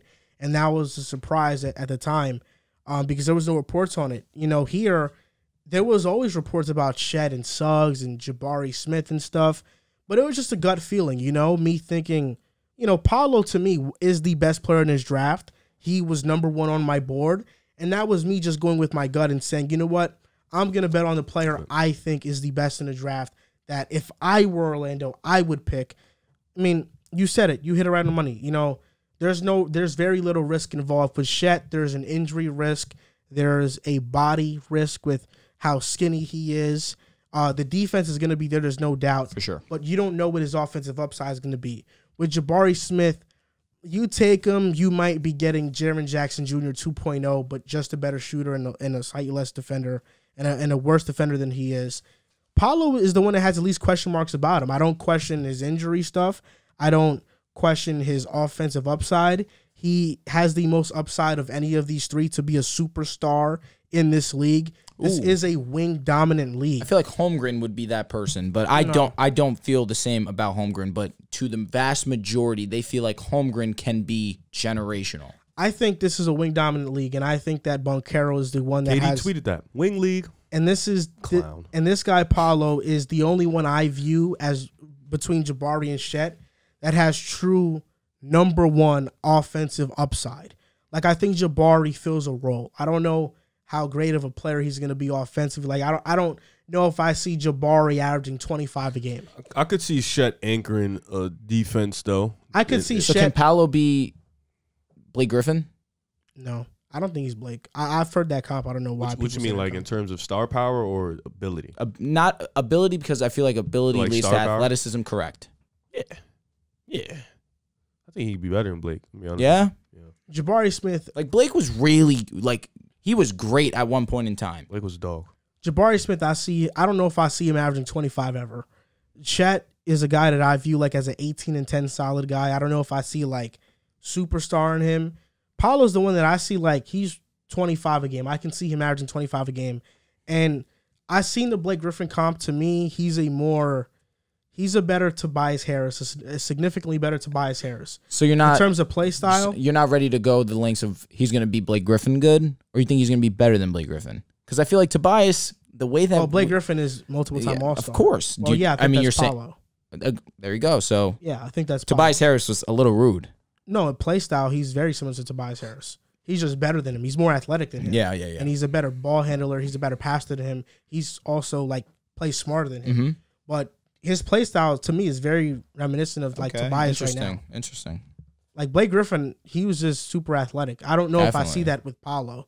Like I don't know if I see that, but I think this was a great move. And now you have Fultz, Suggs, Franz, Banchero, Wendell. Franz. I think that's their starting five next year. And then off the bench, Isaac, Cole, Chuma, RJ. Caleb Houston was also a swing pick that nobody's really been mentioning, but he's a guy who's a top high school recruit. And, you know, he what if he just pops? You never know. Terrence Ross, I think, is gone. Gary Harris is gone. No, he's already said Mo Bamba is gone. So, you know, they have to fill out the bench with more veterans. I don't know if the Magic take that leap this upcoming season because this is a very young team. I mean, we're looking at their starting five all being like, under 26? And then their bench with Isaac, Cole, Chuma, RJ, and Houston is very young too. And Moritz Wagner, like, you know, they don't have any veterans on this team once Gary Harris leaves and Terrence Ross gets traded. So that's what I think is going to hold them back from, like, really being good this year. But it's a good start to, like, a promising young core. For sure. Listen, but Orlando's been here before. If you have Cole Anthony coming off your bench, I like that significantly. He's not a starter. There was a point in time Orlando had Victor Oladipo, Aaron Gordon, Tobias Harris, Nikola Vucevic, Tobias Harris. They had some stars. And that core didn't go anywhere. They gave up. They all made All-Star games except Harris. Aaron Gordon. And Aaron Gordon, yep. That's tough. Pretty tough. They all left and got better except But Tobias is one of those guys that's like lower level All-Star caliber. Yeah. Like he could have made it 1 year, but he did get a max. When he got traded. Yeah. A year. Mr. Middy. He's Mr. Mid? No, he's Mr. Mid at this point to me. Tobias He's probably getting traded from Philadelphia. Are they gonna get like two below mid players or mid players for him? KD. I'm playing. That would be crazy. Imagine KD. Well, KD's staying. Yeah, that's it. And that's over. They need to just go get 2 3-and-D guys and just rock out for Tobias Harris. That's what I would do. But I ain't Maury. When giving our winners for the draft, all of us selected the Pistons. We picked the Pistons as one of our winners. But that doesn't answer another question of whether or not they are now the most exciting young team in the NBA with the additions of Jaden Ivey and Jalen Duren. So with those additions, do you think they're now the most exciting young team? They are one of the top 3 most exciting teams the most exciting young core, in the NBA. But I don't have them as the most exciting young core. I have the Pelicans.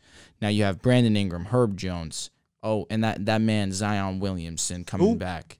I wanted to wear his jersey, but to represent my Lakers and the rumors, I decided to wear my Lakers gear. However, the selection of Dyson Daniels, you add that point guard depth. CJ McCollum came in and was huge for them. Obviously, he's not a part of that young core. But I look at the Pelicans and I see what they accomplished without their cornerstone Zion Williamson and how well they were able to gel towards the end of the season. The success that they had against the Suns, although they did come up short, the Suns were the better team. They showed a fight. They were resilient. They gave a much better series than what any of us had predicted. And now you're adding Zion Williamson, a 27 point per game on 61% efficiency player into this lineup. I see Zion. I see the way that BI has progressed and what he showed us in the playoffs as well. And the way that CJ McCollum is able to facilitate that offense, and Dyson Daniels is going to get to learn from a vet of CJ's caliber. This is a team that I'm looking at, and I'm extremely excited for what the Pelicans have to bring next season. Are they more exciting than the Cavaliers? The Pelicans? No, the Pistons. It's just that Cade is such a different type of ball player. He's a cool type ball player where he can do absolutely everything for you. He has the size. He has the ability to facilitate, has the ability to get a basket any which way he wants it, can play, can get a little bit better on defense, but I think that comes with time and seeing the pieces come together that you start to put a little bit more effort towards defense. Jaden Ivey and him are going to be exciting. I need to see Ivey come out and really thrive in that 2 role and Cade and him really start cooking with that offense together. I think that I would say I want to say yes. I want to say yes because I like Cade more than I like Garland and Mobley. Wait, what was the question? What's a better young core? I mean, what's a more exciting young core? Oh, it's undoubtedly Detroit. And listen, you said a lot. It was cool. You know, New Orleans, yeah, exciting. Don't disrespect. And listen, I'm a Dyson dog, so I'm going to be locked in on the Pelicans because I really do like Dyson. But we're talking about new, exciting, fresh cores, and even though they're new, they haven't played together. This is Jaden Ivey. He's a rookie. Cade, year 2. Sadiq Bey, year 2. Jalen Duren. Oh, sorry, thank you. Year 1. Like this is something new. This is something fresh to bring to the city of Detroit. And Jaden Ivey was the most exciting thing in college basketball just this season past. So you bringing in, are they the most exciting? I think so. You got Cade, you got Ivey. I think this is going to be a really dangerous backcourt for years to come. You know, I think Houston's going to be fun to watch. You know, I think these two teams are, because they have the excitement, they have the flash. Even last year, towards the back end of the season, Detroit was a really exciting team to start watching after the All-Star break. They got it going defensively. They locked in. They had some tough games against Boston, against Brooklyn. You know, so I think this team is going to be a team that everybody's really going to be locked in, focused on, because this is a team that made some moves, and people are excited for the players that they have.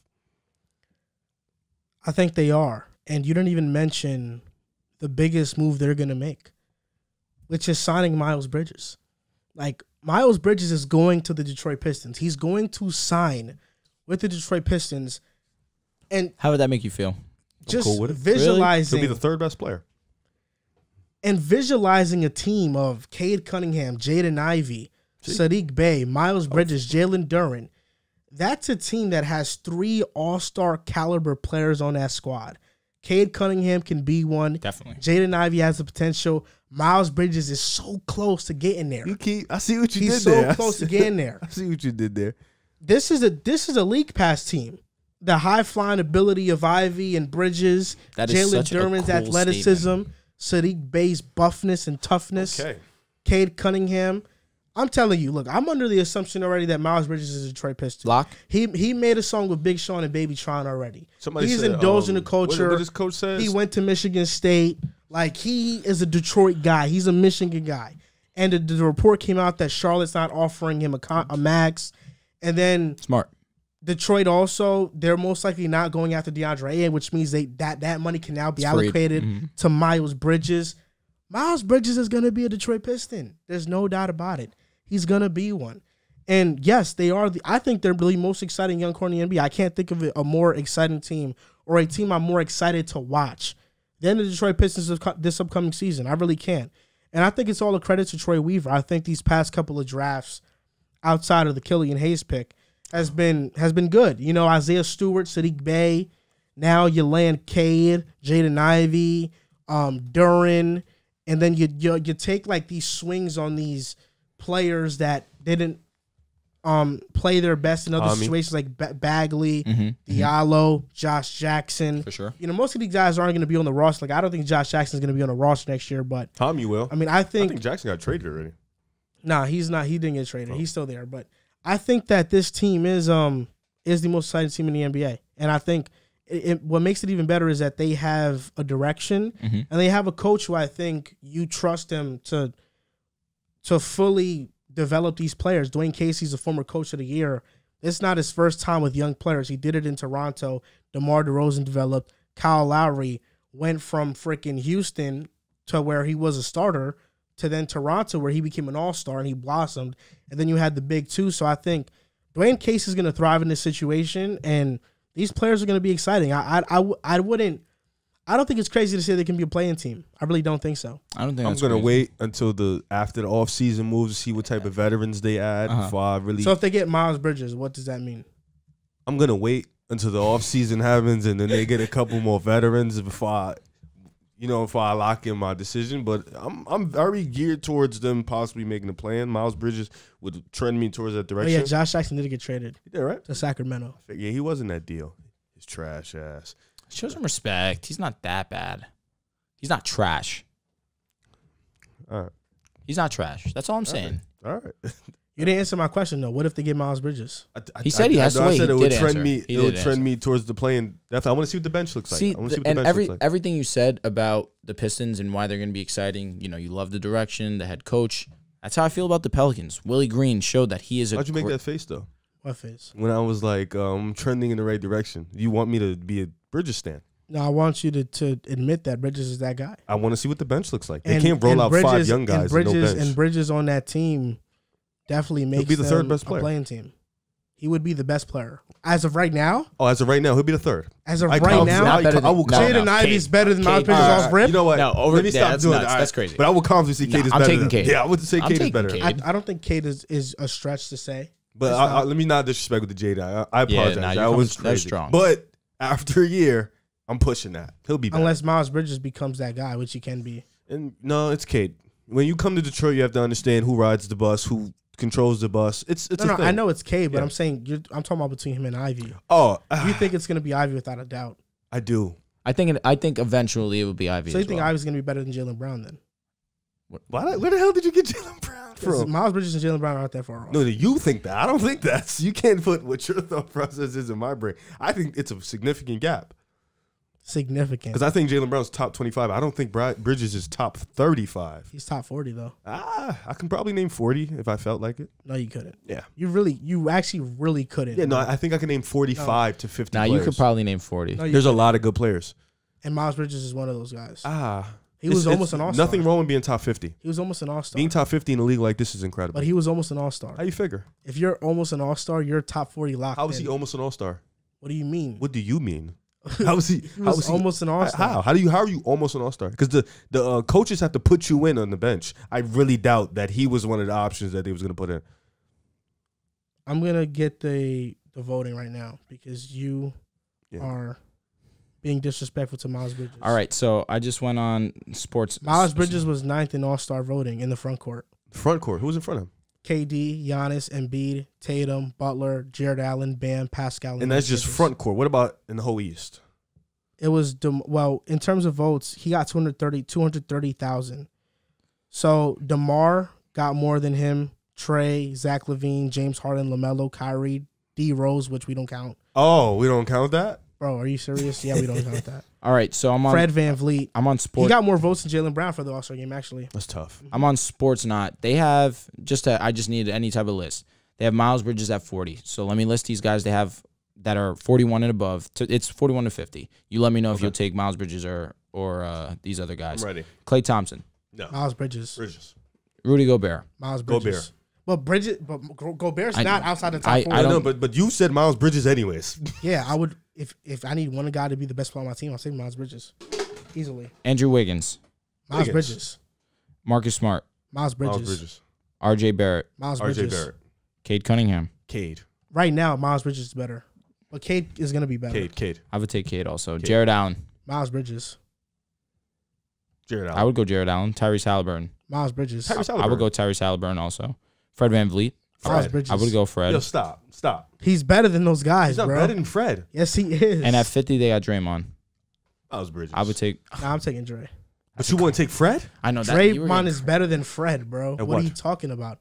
What do you mean? What at basketball? He's better than him. How do you figure that though? Draymond Green is literally a 4-time NBA champion. Oh, that's what we're doing. Him and Steph are the dynamic duo, bro. It's not the Splash Brothers. It's Draymond and Steph. So Draymond's a top 30 player. Yes, I think so. I would put Draymond that high. And Bridges is better than Gobert. I mean, as No. That's not what he asked me, though. He said, who's better? That's what I mean, I was think doing. Draymond's better than Gobert too. No. I said Bridges of Gobert because you picked Bridges of Gobert. All right, and I'm gonna I think Bridges is better than Gobert. 39 to 35 also because I like these names. Yeah, just go more. Yeah, Drew Holiday, Drew is better. Drew. DeAndre Ayton. Miles Bridges, Bridges. That's a conversation. No. Sabonis. not actually. I don't Miles even like Bridges. Sabonis. I'd say Sabonis. Yeah, I would say Sabonis too. DeJounte Murray. DeJounte. Miles DeJounte. Bridges. De'Aaron Fox. Fox. I would go Fox too. Fox. Yeah. Murray's better than Fox too. Nah, he's not. Keep Actually. going. You said Miles Bridges over Murray? Yeah, he's Yo, crazy. He's Colin. wild. That was 35. I'll go 30, I guess. Jamal Murray. Jamal. I'm taking That's Jamal. close. I'm taking Jamal though. Harden, they have him 33. Harden's better. Oh Harden. my God. Cat, I would take Cat. Cat. Yeah, these are players. Shea, I'm taking Shea. Yeah. And Garland, I'm taking Garland. Garland easily. Not even a debate. I don't know, bro. 40, like, Bridges ain't top 40. There's nothing wrong with that. I would say 45, fringe 45. He's a fringe 45, 55-ish player. Yeah. 55. No, there's really nothing wrong with that. It's a lot of good players. It's not. You Did guys you are take just Miles Bridges or RJ? That's what I was curious about. Miles Bridges. He's better than RJ. I like RJ's upside more. What the fuck? Who's better? Miles Bridges is better. That's a conversation. That man said Miles Bridges over Gobert. Man. I know, Stop that was listening crazy. to him. That was crazy. Stop listening to him. He's crazy. Bro, you really don't watch Miles Bridges play. You really picked Miles Bridges over a defensive machine. Yo, that was crazy. No, like you. No, I said as my best player. Who? No, am I then gonna I go asked you after. I said, "Who's better?" You said Miles Bridges. That's what you said. with? I think Miles Bridges he offers more to me. For me, honestly, So he's better. I like Gobert a lot, but I like Miles Bridges better. You just threw me Draymond's whole catalog, but you won't throw Rudy Gobert's catalog. Gobert's not Draymond, bro. But Gobert is a defensive machine. Is he a 4-time champion? Is Miles Bridges Did he anything? have 40 points? Did he have 30 points in Game 7? In the What does Miles 2016 Bridges finals? have? Talking 5 No, years ago. we're talking about 6 Gobert and years ago. Draymond. That's what we're talking about. No, okay, so let's talk about Gobert and Wait, Miles. did, What does did, Miles did have? Gobert average 18, 10, and 10 against the Portland Trailblazers? No, in the Gobert Wisconsin just won finals Defensive in Player of the Year 2019? back to back. And what has that done? He's literally What been, has Miles Bridges done? He's literally been to Bro, 2 plans and bro, got punched we're- on we're- twice. We're literally talking about Draymond versus Gobert. No, we are not. See, yes, you No, we are. are- Because I No, literally no, said the Draymond whole versus conversation's Gobert. Miles Bridges as Yes, well. over. then you wanted to have this Gobert versus Draymond I thing. said, why do you throw Draymond's catalog but not Gobert's catalog when it's compared to Miles? That's what I asked you. And then Because you started throwing Draymond's catalog. he's accomplished so much more. No, I understand, just- but they both have it's- accomplished so it's much night and more day. than Miles Bridges. It's It's night and and day. day. It's night and day regardless. Miles Bridges has nothing. He just has music out. You know, it's funny. Why are you disrespecting Gobert, bro? Like, why are you doing that? Like, Yo, you trying to disrespect Gobert, bro? Like, come on, bro. Stop disrespecting Gobert. Oh man. Disrespect this. I can't listen to your opinion. Nah, that's it. Nah, that's it. Look, the tears in his eyes, Bro, allow us you to picked know. Jared Allen over Miles Bridges, bro. I'm taking All that right, too. we're gonna see next year. What do you mean I'm you're taking taking that? Jared That's Allen's- ridiculous. Bro, come on, stop Jared it. Allen? I like Jared Allen, but that's ridiculous. It's not ridiculous. You just It you is. love Miles Bridges. That's It's because you guys really like. I really question if you guys watched the Miles Bridges game. Miles Bridges is a good The fact ball player. the fact that you're telling me RJ is better than Miles Bridges makes me say that you haven't watched Miles Bridges. I watched. Have you seen RJ literally- Barrett? What are you, bro? I'm a Dude, Knicks fan, and that's what literally, that's why I'm I worried. literally watched them head to head, and Miles Bridges cooked him. Cooked I mean, him. the Hornets are a better ball team. No, Miles Bridges cooked him. Like, what are you talking about, Come bro? on, There's like, no you way can't you pretend watch. that- There's no come way you on, watch like- both players and say, "Oh yeah, RJ is better." That's why you I said had I'm taking his upside. That's why you said the upside shit because you know he's not better, bro. He's not better than him. guy has a Miles And I'm a Bridges Knicks fetish. fan. Man. Actually, I want to see this. They faced off 4 times. Okay, they Talk to faced us. off 4 times. The last matchup they had, Bridges had 31, 6 and 3. RJ had 25, 4 and 3. Not bad. game. Come on, Okay. no disrespect. The other game they had, was a RJ had beast this 30. season. RJ had 30. Miles Bridges had 15. Don't play with don't play with RJ's RJ's name. name, Then bro. Don't play with his name. the January 17th game, Miles Bridges had 38, 12, and 5. Damn. And RJ had 18 and 12. That was bad. 18 and 12? That's not bad. No, And then no, he had 38, November 12th, 38. RJ had 2 points in 26 minutes. And Miles Bridges got had hurt. no, he didn't. 26. And Miles Bridges had 24, 4 and 4. Young. So there's no way you like I watched those head-to-head matchups and Miles Listen. Bridges violated. Now you got it. You got it. You got it. The head was cool. I ain't gonna lie. The 38 was crazy. No, the 2 was two was crazy. nasty. You got the it. 2 was nasty. RJ working on his game, bro. That's what I'm saying. Yeah, there's a lot of names that you said that you picked over Bridges that are not better than Bridges, bro. You said, you know what? We're gonna see next year. I told you I'm locked in. I hope- Okay, I was being disrespectful. Gobert is better than Bridges, bro. Yes. That's all yes. I asked. But the other was being names, disrespectful. you was talking about, you was wilding. Yeah, the other name was crazy. Well, you took Cade over him. That's Because he understands, bro. Cade No, because I No, know no, you took Bridges him right now, over Cade. Bridges right now is better than Cade. Tyrese Halliburton, you took Halliburton, I'd hope. It really depends, bro. debatable. Like Tyrese is a great floor general, but he lacks aggression sometimes, and it's hard to watch. Miles Bridges is like that. Like, I don't know why y'all be sleeping on Bridges. That's not not really sleeping that's not on the man him. to sleep on. No one's sleeping. That's not the man to sleep on. I'm telling you. All right, so next season he jumps into the top 30. I wouldn't say top 30, but like he's gonna be in a serious you got him at all-star top 40. You consideration. told me he's top 40. He can't jump 10 spots. I mean, you named the ain't 10 it. guys. The 10 guys in front of him were like Garland and guys that are SGA. very young that are And getting no better. one, absolutely no one. And last season, Bridges, wouldn't I would take Bridges' season last year over SGA's. Like, you have this SGA fetish, but Bridges is like that.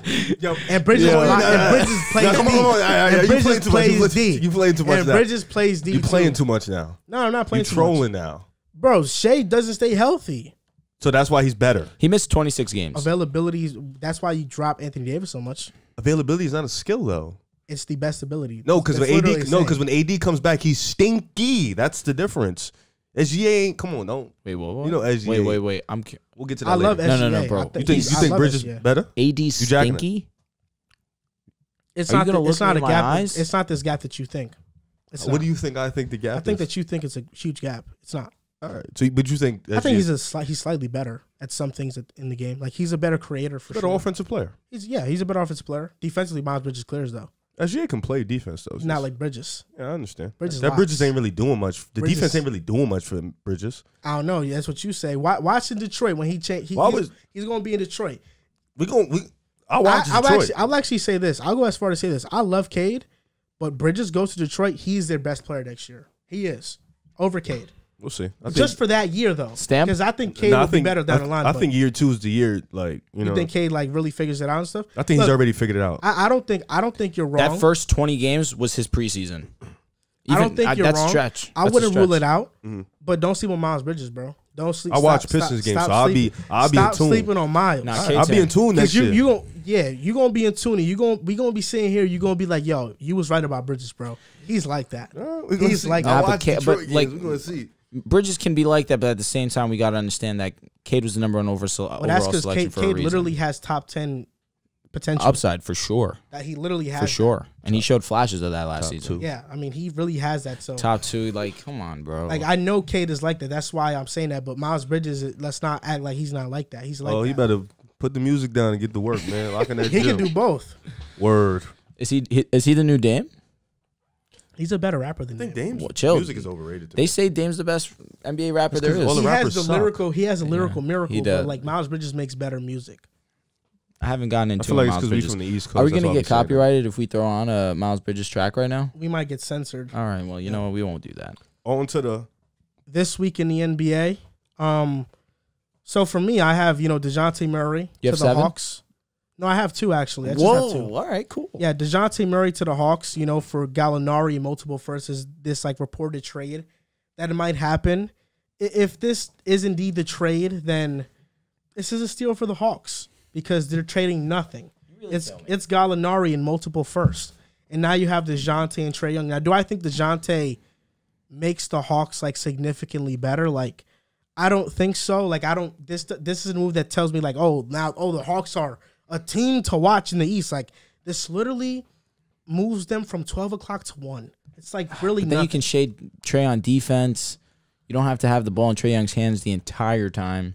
Yeah, but I mean, the biggest thing with the Hawks is that they have injuries all the time. So. And their defense is mid. I mean, if they get it, I'm And not. they gonna- wouldn't have to trade John Collins. If they get it, I'm not gonna say. No, I think they got to trade him. The way they've been talking about him, I think. No, he's they gone. said Now no. they're They saying said he that would not be he part wouldn't of the be in deal. this But I trade. think he'll be traded. Maybe not for DeJounte, but somebody else. But I think Trae and DeJounte, like you said, I don't want to say it moves them like championship, but it makes them a better team. The defensive. Sure. But they can still miss the playoffs. This is to make a playoff. The East is tough. That's why. Not because they didn't get better, but just because the East is extremely tough. But I think if you look at the last year in the East, they were what? Atlanta was like 10th or 9th seed. I think if they get DeJounte, They clutched the 8th seed. yeah, I think if they get DeJounte, that still keeps them in that race or moves them up. They're better than Charlotte. Charlotte was one of the play-in teams, so I think that still keeps them around. But I think they are better than Charlotte also. that's a steal. regardless. Your Dealing with second Gallinari this week in the stinks. NBA is... No, I'm winning on you guys. All right, my this week in the NBA is the drama between Kendrick Perkins and Draymond Green. This started when Draymond Green went onto his podcast, and he absolutely lit up Kendrick Perkins. Yeah, he was absolutely wilding on him. I feel like that was strong, regardless. Draymond Green, like, obviously, Draymond Green's Draymond Green. He can say whatever he wants. But that was a little strong. And then Kendrick Perkins came back and was absolutely I think he was bringing up the Tristan Thompson situation when he hit him in the club. I think that's why he was winking like, brother, that you're not about that. Yeah. No, Kendrick Perkins absolutely put on a show. It was hilarious, but he had to take that post down because obviously ESPN, they showed a standard when Paul Pierce was on IG Live and he was wilding. And that was a little different, though. No, for sure. But it's ESPN. You use strong language like that. They'll find any excuse. And especially, I'm happy that they were able to handle it because Kendrick Perkins, for ESPN's sake, has done a decent thing for them in terms of ratings, and he brings attention to them, whether you agree with his takes or not. A lot of them are ridiculous, but he's entertaining at the minimum. This beef was just a little unnecessary. I don't like the fact it really starts with the old media, new media stuff, and Draymond Green hits the nail on the head on a lot of things. This one particularly for sure. The old media is getting boring. It's getting outplayed. I understand where Draymond's coming from, but I feel like obviously he's a little bit too strong. You're coming from a man's character, and Kendrick Perkins, he clearly was having none of it. It was funny more than anything, of course. Well, yeah, it was hilarious, but Draymond was spitting facts. Let's just keep it a buck. Yeah. Because people are getting fixated on him calling Perkins a coon, but in reality, what he's saying is that you are literally selling yourself to this platform to say ridiculous things about peers that you used to play with. Yep. And it would have been too far if it wasn't true. Kendrick Perkins literally went on JJ's podcast and said, yeah, I'll be on ESPN and just saying some wild shit. And he literally said that there was a story one time where the producers were like, hey, Perk, can you be the guy to say that the Suns are a dynasty? And Perkins was like, yeah, fuck it, I'll do it. And he did that shit. He didn't believe it. He just fucking said it. So when Draymond's talking about old media, that's what he means. Like, you are selling your integrity. You are selling your integrity for this viewership to now have these hot takes when Draymond is right. Kendrick played in the NBA. He doesn't need to go the route of being a Skip or Stephen A to be respected in the space. He can just talk about the game and he'd be well-liked and respected in the space, and he wouldn't be viewed as just like a clown show, which I think that's how a lot of people who view NBA media view Kendrick right now. So was the coon word a bit strong? Yes, but he's spitting facts. Like Perk literally himself admitted that he goes on air sometimes and just says whatever and doesn't believe the shit he says. Bro said you went from enforcer to coon. Oh, like, wow. Nah, he was coming crazy. Wild one. Mine's is a little bit more NBA based. Wild one. This week in the NBA, Steve Clifford goes back to Charlotte and he becomes the head coach. Michael Jordan and him have always kept that relationship strong, and he, I guess, is the one that they feel like can bring this youth and turn them into adults, make them a little bit more, advanced. And I think I saw a report the other day. I don't know if it was real or fake, but it was like, if Miles Bridges wants to keep that rapping, he can go somewhere else. And I don't know if it was real or fake, but I thought it was kind of funny because I feel like Miles Bridges. Did you get ballsack sports? I don't know. I didn't read the bottom. I just thought it was funny, but I don't remember if I got. I had to block Ballsack Sports. God forbid. I think they turned it to like gospel people now. Ballsack Sports got like suspended or something. I saw another one recently. That's why I say that. Yeah, but Steve Clifford going back to Charlotte. He's a defensive coach. He did okay in Orlando. He did okay in Charlotte previously. Their 2 playoff appearances are with him.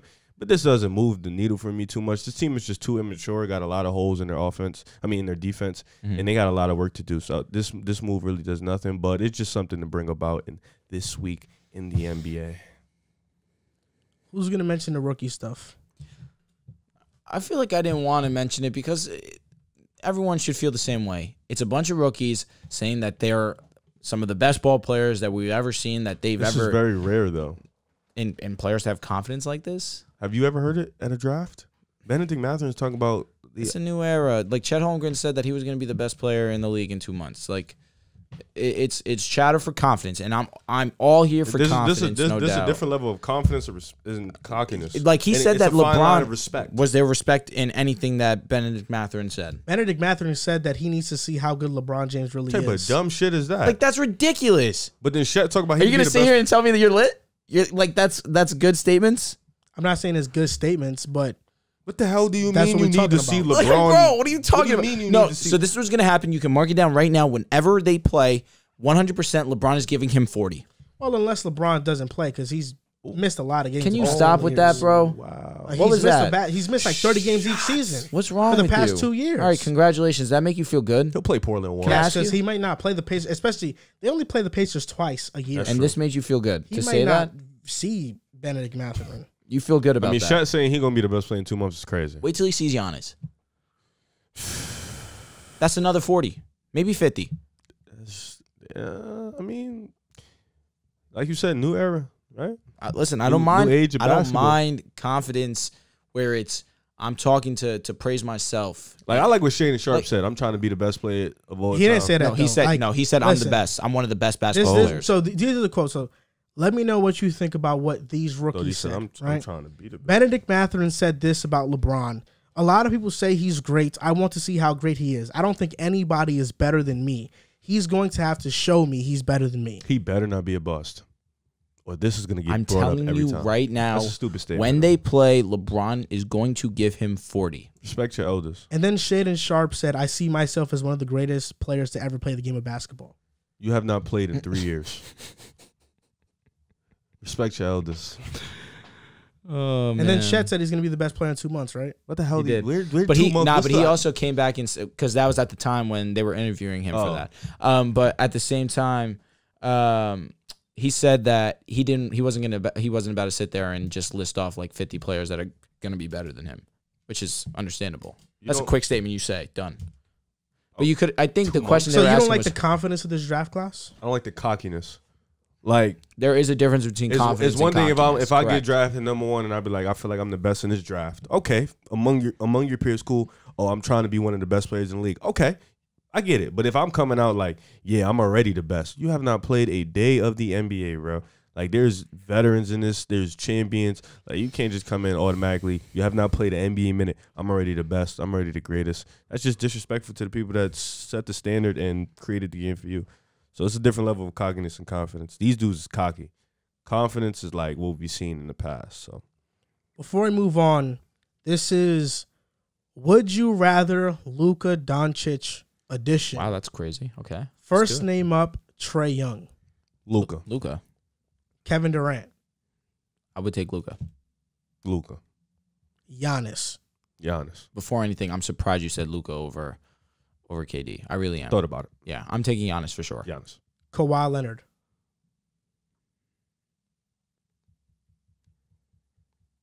At this point in time, I would take Luka. You're taking Luka too, Riff. Okay, just making sure. Joel Embiid. Luka. I would take Luka. Steph Curry. Steph. At this point in time, I would take Luka. LeBron. I would take LeBron. Luka. And now, this is the last name. Nikola Jokic. The Joker. I would take Jokic. Over Luka. So both of you. I thought you were going to take Luka the other day. Jokic. He took LeBron just now. I know. Come on, listen. I take LeBron over everyone. I don't care. Yeah. It's who would I rather? I'll take the Joker though. Over Luka, what makes you say that? I like his playmaking. I like the fact that he doesn't need the ball. I like his versatility on offense. Correct. I like how much he makes his teammates better. I like that he's improved vastly in his game from start to finish up until this point. And he's a 2-time MVP. And I would like to see him with his team back to see how good they can really be. And defensively, at least he's shown strides in his game. There's nothing really else to say. 2-time MVP. I mean, the resume speaks for itself. Offense is similar. Defense, I think the Joker's better in. So You're saying defense is similar? offense. Oh, I apologize. Between them are similar. Defense, I would agree. lean the Joker. I agree. But I think the Joker's the best player in the league, dude. So He's not better than Giannis. debatable. He's not. No, it's not. How's it not debatable? What does he do better than him? He's a better offensive player than Playmaking. Giannis. No, he's a better offensive player than Giannis. I guess. It's not. I guess like that's what it is. He's a better shooter than Giannis. He's by Yes. far a better playmaker than Giannis. Post up, I would probably lean the Joker. He has a better post up game than the Joker. Giannis is better downhill. He's a better finisher too. I give that to Giannis. Anywhere in the paint, I'm taking Giannis. That's understandable. Better finisher. Defense, Giannis got it. Yeah, clean. Respectfully. Clean. Not close. They both can't guard the perimeter though. So. But at least Giannis. Rim protector. Got it. But I like it. I like the Joker. He's not clamps on the perimeter, but he can play on the perimeter defensively. I just don't understand how you see it's not a debate. That's weird to me. He just won the MVP twice. His team really sucks. It really does stink. Like I would love to see Giannis without Drew MVP. Holiday and Chris Middleton. I really would love to see it. Come on, bro. Like that's. I mean, that matters. He didn't have Drew Holiday. He was still the #1 seed in the Eastern Conference, was he not? There was you talking about when they had the just in the past, correct? Middleton and Bledsoe. That's when he was the MVP as well, back to back. Middleton and Bledsoe. Bledsoe, who you've been on record here saying that he didn't poopy. win. He didn't win. I mean, he wasn't trash then. I don't disagree, but in the playoffs, he wasn't great. He didn't win either year. No, listen, I'm not disagreeing. Yeah, so. But he has a finals and an MVP, finals MVP. Hey, listen, the Joker don't got his team. He hasn't had a team in 2 years. I don't disagree. Listen, this guy's got to come back, and then we can really evaluate. His role, but he did win. That's why, at the minimum, you have to at least respect Giannis. As a center. That's amazing. It's fucking different. That's amazing. Without a doubt. So what do you? I'm not. No, this is not what we're about to do. No, I just don't like when you don't think it's a debate. Come on, man. What do you mean? Come on. Is it because of how he looks? What are we talking about here? Because he's fat and sloppy. So it's like he doesn't have the athletic ability. Is that what we're doing here? That is because he has plays no bag. A part. Oh, that's what. I mean, does Giannis have a bag? Like, this is not what we're about to do. Because I don't know. You think it's not a debate, and it's he just not. wants how? But I don't understand. Like, it's not a debate. Like, defensively, it's not close. But offensively, is it not close? I think it's close, but I think 90% of people say Joker's a better offensive player because of the playmaking. I don't disagree. And the shooting matters. Yeah, but it's not like Giannis is just horrible shooting. Like, he's people a decent still mid-range shooter. Because you're trying to get in his head. You've shown that you can get in his head at the free throw line. Is that wrong? I think so, yeah. How? I mean, you just can't fucking shoot. I mean, that's disrespect. If someone backs off me, I'm be like, yo, you can't shoot. Think you are. You can't shoot. But he showed he can knock down shots. Now, listen, I just think it's a debate, man. That's all. I'm just saying it's a debate. Like, out of respect to Giannis. You can't look at a 2-time back-to-back MVP. That's what Giannis did. Joker also did that right after Giannis. Yeah, and then Giannis has a finals MVP and dropped a 50 ball in a closer. That was nasty work against DeAndre Ayton. That was nasty work. Now we're under. That's the same team. And that's the same team that Jokic got swept by. Bro, come on. He got swept. Look at his team, swept. Get bro. one. Get one. Get one. Respect. Get one. I gotta respect them. I gotta respect that. Thank you. I gotta respect that. But he did put them in their back and he beat Portland.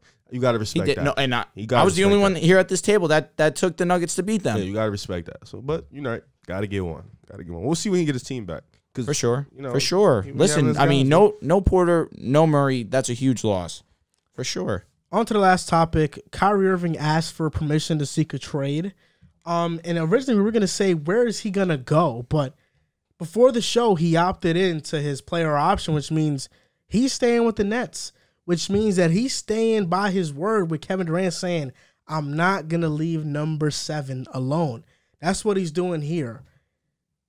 What do you think about this, Drew? Because you were over here riding on a horse before you got in sat on the chair because you thought Kyrie Irving was a Laker, even though it was a pipe dream. Everybody knew it. But you don't have to do me like this. What is your thought process now?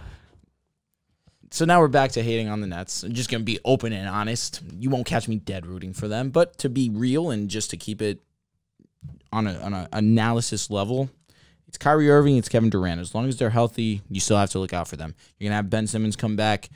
It's going to be very interesting to see how they incorporate him into the team, not just the offense, but the team as a whole. Obviously, he's going to be that defensive anchor, but what are they going to do with him when it comes to, is he going to be the one handling the ball? Is he going to be filling that Draymond Green type role that I envisioned when he first came to the team? You get Joe Harris back. That's something definitely to look forward to. That's over 50%. Excuse me. That's over 40% lock from the 3-point range every single time. The Nets are something to look out for, yes, as a Laker fan, and as I sit here as a clown in my Lakers gear, I can be open and honest about that. I'm definitely disappointed. I would have loved to see Kyrie Irving in the Lakers jersey. Stack the decks. With LeBron. You know, fine, right? And you were ready to push that agenda to LeBron. He's a super team. Because that 2020 team was not a super team, and you know it. I was playing. Were you? Yeah, I really Were was. you? I was. Because I know D Wade and Bosh were shit after a couple years. They were. I was going to push that. Not Bosh. Not Bosh. No, not Bosh. Pardon me. D Wade, though. He was not. But Bosh was underwhelming. He was not. He wasn't shit. No way. He was underwhelming to what we were all expecting. Dwayne Wade, unfortunately, had the injuries to his knees that 2013-2014 So we were expecting the number one option in a third man's role. No, I understand. But you still, I mean, everyone's expectation was that Bosh was still going to be great. That's it. He was good. Really good. Really good. Underwhelming in a couple series. Underwhelming. And it's hard when LeBron I'm not turns disagreeing. into a spot-up I'm not. shooter. I hate this agenda that you have towards LeBron James. I hate It's it. a fact, bro. When I you play don't with LeBron, care you have to play what differently. you have to say. It's disgusting. It's disgusting. Kevin Love I had to come literally onto the change his show. game. No. I come onto the show before that.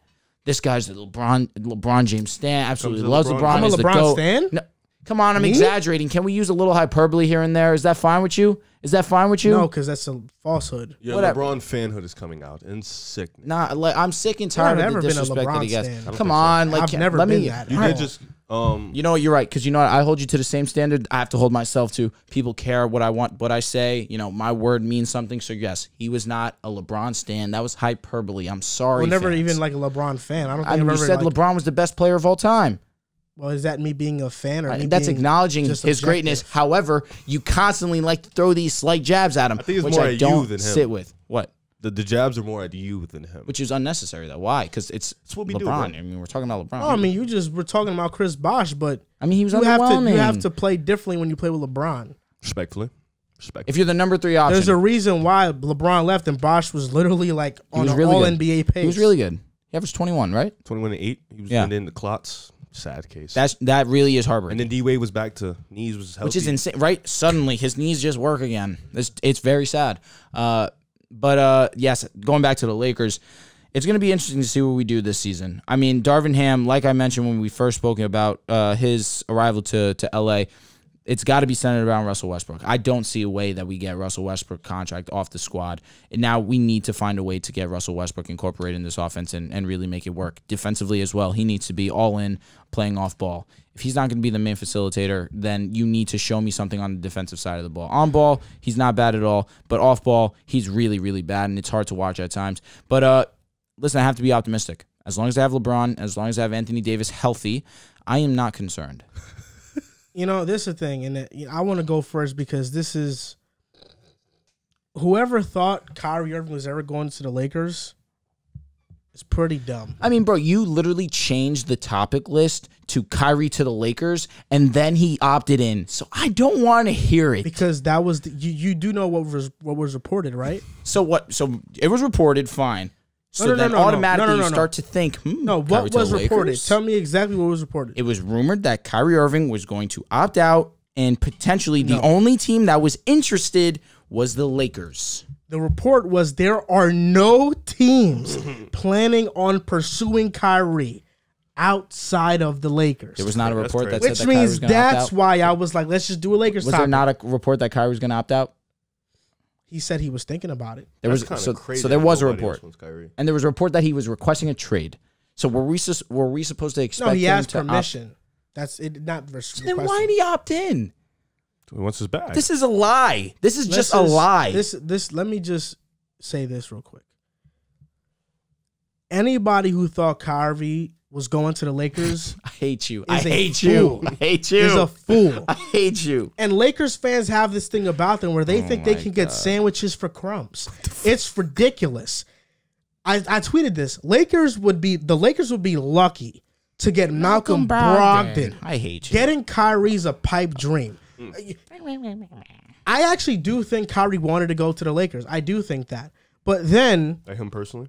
Yes, I do think he wanted to. But then you notice that the Nets don't want shit from the Lakers. Yeah. And the fact that you guys think you guys can trade Westbrook for stars or THT. Talking about top 75 player, bro. Ridiculous. The top 75 player. And anybody that was thinking, oh yeah, Kyrie's just gonna opt out of his $39 million contract and accept a $6 million contract for the Lakers because it's LA and it's LeBron. That's even more ridiculous. Yeah, that is crazy. Kyrie opted in for 2 reasons and 2 reasons only. The first reason is that there was nothing, and I mean nothing, the Nets wanted in a trade with the Lakers. And that was the only team pursuing Kyrie, which means that it was the Lakers or nothing. And number 2, I do think part of Kyrie would have felt bad for leaving Kevin Durant in Brooklyn and then having Kevin Durant opt out. And then having Kevin Durant ask for a trade. I do think he wanted to at least stick it out one more year and try to win with Kevin Durant because that was the original goal. I ain't leaving 7. We even posted that on our Instagram. Okay, we thought he was leaving. I don't want to hear you say that I'm dumb. Okay, not to the Lakers. Where'd you think he was going then? Miami, Heat, Mavericks, Clippers. No one was interested. That was the report. I know. You're just lying. I'm lying about what? You guys are horrible. And he's gonna play the nice card. No, he wasn't being nice. No, I'm gonna keep it. You guys suck. I'm like you said. We gotta put the offense on Westbrook. No, that's not what I said. That's not what I said. He on ball, he's not terrible. He's horrible on ball. No, he's not terrible. Off ball, he's the worst player I've ever seen. So bad. Kyrie's gone. He's going back to Brooklyn. You're not gonna get Kyrie. Now you're stuck with a big 3 of Russell Westbrook, Anthony Davis, and of course LeBron James. LeBron James still has he looks like he has a lot left in the tank. Injuries hitting him a little bit, but he's still when he plays, he's rocking out. We know his vibe. Second greatest player. Anthony Davis. Everything really just hinders on him. You know, we keep repeating the same things. Everything hinders on Anthony Davis. He has to be healthy. He has to come back better. He just touched the ball 2 weeks ago, so we'll see how that looks. But he has to come back healthy and ready to play. Westbrook, that's a tricky situation. But Darvingham, the way he's spoken in the press conference, he believes in Westbrook. He still thinks Westbrook is a top whatever point guard in the league. He still thinks Westbrook has that ability. So he's going to, I can guess, he's going to put Westbrook in the best chance to succeed. It's up to Westbrook to accept that and play that role. But I think Darvingham is going to put him in a type of role where he can succeed in at this point. It's just up to Westbrook if he can put his ego aside and do it. But your roster is garbage. There's like outside of what Stanley Johnson's on the roster still. Austin Reeves, they're not that good. Malik Monk, he's gonna come back, yeah, but he's a solid he's not moving me. THT is a horrible young player. He's not moving me. Also, like you guys have to bring in guys who can fit around LeBron and AD. And what was that? 3-and-D guys who could defend and shoot the 3-ball. That fits Westbrook too. Low key, Westbrook kind of needs a system like LeBron. Guys who can space the floor, give him room to work, and can shoot and defend. You guys need that around your 3 stars. But I think right now, with the money you guys don't have, it's going to be tough, especially with teams outside that other places look more valuable than the Lakers right now. Lakers look like a shit, so it's going to be tough to get free agents. But there is hope. And I think you guys can definitely be a 9th seed, 8th seed if you do everything right. The plan looks mighty bright for you guys if you do right. But right now it's not looking too good, bro. I'm sorry. Like AD, we don't know. Stop. LeBron, we know what LeBron's gonna do. LeBron's right, but can you level with me here? Just live in this world with me. I actually do admire if LeBron and AD are healthy. What about it? Are we is not AD okay? healthy and back to vibes? Or is he's back. He's back. AD is healthy and AD's back to healthy vibes? And he's him. You are a 6th seed. Wait. I don't know. I gotta know what the rest looks like. I agree. We got time, but go ahead. I actually admire your ability to be emotionally invested in a team that you're not going to be rooting for in 2 years. Strong. You're strong. The way you guys move is so nasty. Just the way you guys move, really, it makes me sick sometimes. Dynamic. You know what I'm saying? You know? No. I definitely respect it. I don't appreciate it. But I'll tell you this. You hear this guy? I believe in LeBron James and his abilities, regardless of what age. You're making me sweat. You think I care? You think I give one single? You know, but shout out to LeBron because he is putting up a fight. And you know what? I gotta pay homage. 52% from the field. I gotta pay homage. He's doing his thing. I feel bad for him. He needs to come play if he really wants to win. He needs to come drive a few miles and vibe out over here. but you know what I'm saying? Good luck, man. I mean, you got to look at this roster. You got to know this ain't. Listen, all you guys have to do is go to my Twitter @Handrew5As and read the bio. Lifelong Laker fan. That's all you need to know. Denver's healthy. Clippers are back. Clippers scare me. I won't lie. Denver doesn't scare you? I should be scared, but I'm not even going to speak on the dudes that just want to chip. We know they vibe. The Pelicans are on their way. Minnesota's here. That's a young, little dangerous little team over there. We just saw them choke it to the Grizzlies. They won't choke to Westbrook. I promise you. Oh my God. I really of course you say Westbrook, but not LeBron because he would be the one that Anthony he's Davis. the type of dude to choke stuff like that. That's what he does. Russell? Yeah. As long as LeBron and AD are on, I don't care. Rest is You've noise. been saying that, Shout but out that's to only Jamie. worked one time. That's worked one time. In the past 3 years. Yeah, that's terrible. That's 33%. I mean, they won a I championship. mean, Kawhi and PG's never worked. They Exactly. highly of them. You know, and I appreciate that because finally, you know, you're playing a little devil's advocate. I appreciate that That is fair. because that's the truth. That is honest to God fair. That is fair. Thanks. All right. Gotta respect that. But the Warriors work. And that's how I flip They're it getting back. older too. Let's not pretend. All right. Steph is ageless. It's easy to run victory laps when you cheer for like 8 teams. Bro. Only 3. There we go. Now I like this. It's only 3. This is the Joel I like. Wait, you have more jerseys than me on different teams. That doesn't mean I root for them, bro. Means I like the jerseys. I don't I have know 3 if that's teams. I like to true. dress nicely, bro. I like to have. You don't wear different none of your outfits. jerseys. See, nah, this I like feel. to have different This I feel. outfit combinations. You don't wear none of your jerseys. So you're saying I get fly? That doesn't mean I'm not planning on it. You're saying I get fly? I guess. Because I rock my jerseys. That's what I'm saying. Openly, honestly. I mean, that's a nice, clean Lakers. I only root for 3 teams, baby. Let's go to the Discord. You guys can join that. It's in the bio below. That doesn't mean I root for no, them. no, I no, just no. watch all of No, them. it's like associated with like 17 It's teams. the Grizzlies, The Pistons. the Pistons. I can name them right now. Cavaliers. It says Cleveland Cavaliers fan. Yes. Chicago Bulls fan. Detroit Pistons fan. Yeah. Golden State Warriors fan. Yeah. Los Angeles Clippers fan. Yeah. Oklahoma City Thunder fan. You're a Cam Reddish supporter. Look. You're a Ja Moran supporter. Yeah. Steph Curry lover. Paul George lover. And yes, you are the founder of Riv Academy as well. Those are all my favorite I'm sorry. players. 1, 2, 3, 4, 5, 6 organizations. That's insane. Now watch That's this. 1/6 of the league. Now bro. watch this. Now watch this. 100% What play. team does That's like SGA 1/5 play of the for? league. Do you think I care? That's what I watched. All right. I watch OKC and I watch SGA. If I Dude. could listen. And they all suck. What do you like? You want me? You about to shit on me because I root for OKC? The Warriors are the best team in the NBA. The Amen. Clippers don't suck. The Pistons, the Cavaliers, do they suck? They didn't make the playoffs. Come on, man. Amen. Respect me. I do respect you, but I can also acknowledge that you are. I be vibing, bro. That's just who I'll be watching, bro. I'll be vibing. At least I'm loyal to one guy, right? You've had 5 teams in 5 years. With one player. It's not even loyalty. That's just like, Don't get strong now. That's all I'm gonna say. I don't even know. That's Yeah, like exactly. you've had one child, but like 5 different wives. How? So he's had 5 different mothers. That's really how it is. Like, just keep going through a different. That's kind of swag, though, right? I wouldn't call it swag, so, but it'll float your boat. And you, Nah. Let's leave him off the hook. Let's not Hold stoop on, to that nah. level. Let's not stoop to that What level. have Now I- we're what have I better. done? We elevate. bro. you just joined Dallas. Ay. What do you mean I joined You Dallas? just joined the Minnesota train I'm a last Luka- year. I'm a Luka fan. Yeah, you just joined Minnesota I've train. been on Minnesota, though. Okay, that's 2 teams already. You're a Knick for lifer. You were just a Houston fan. And then you were just Jack in Brooklyn. That is 5 Jack teams. is- Now, bro, Brooklyn. you got Because of caught Harden. on Because of camera. Harden. You got Because of caught Harden. on camera You did get caught on camera. for the world to see. You got caught on camera in bad. that scare. You got caught on camera bad. You got caught in 4K really bad. That's 5. Yeah.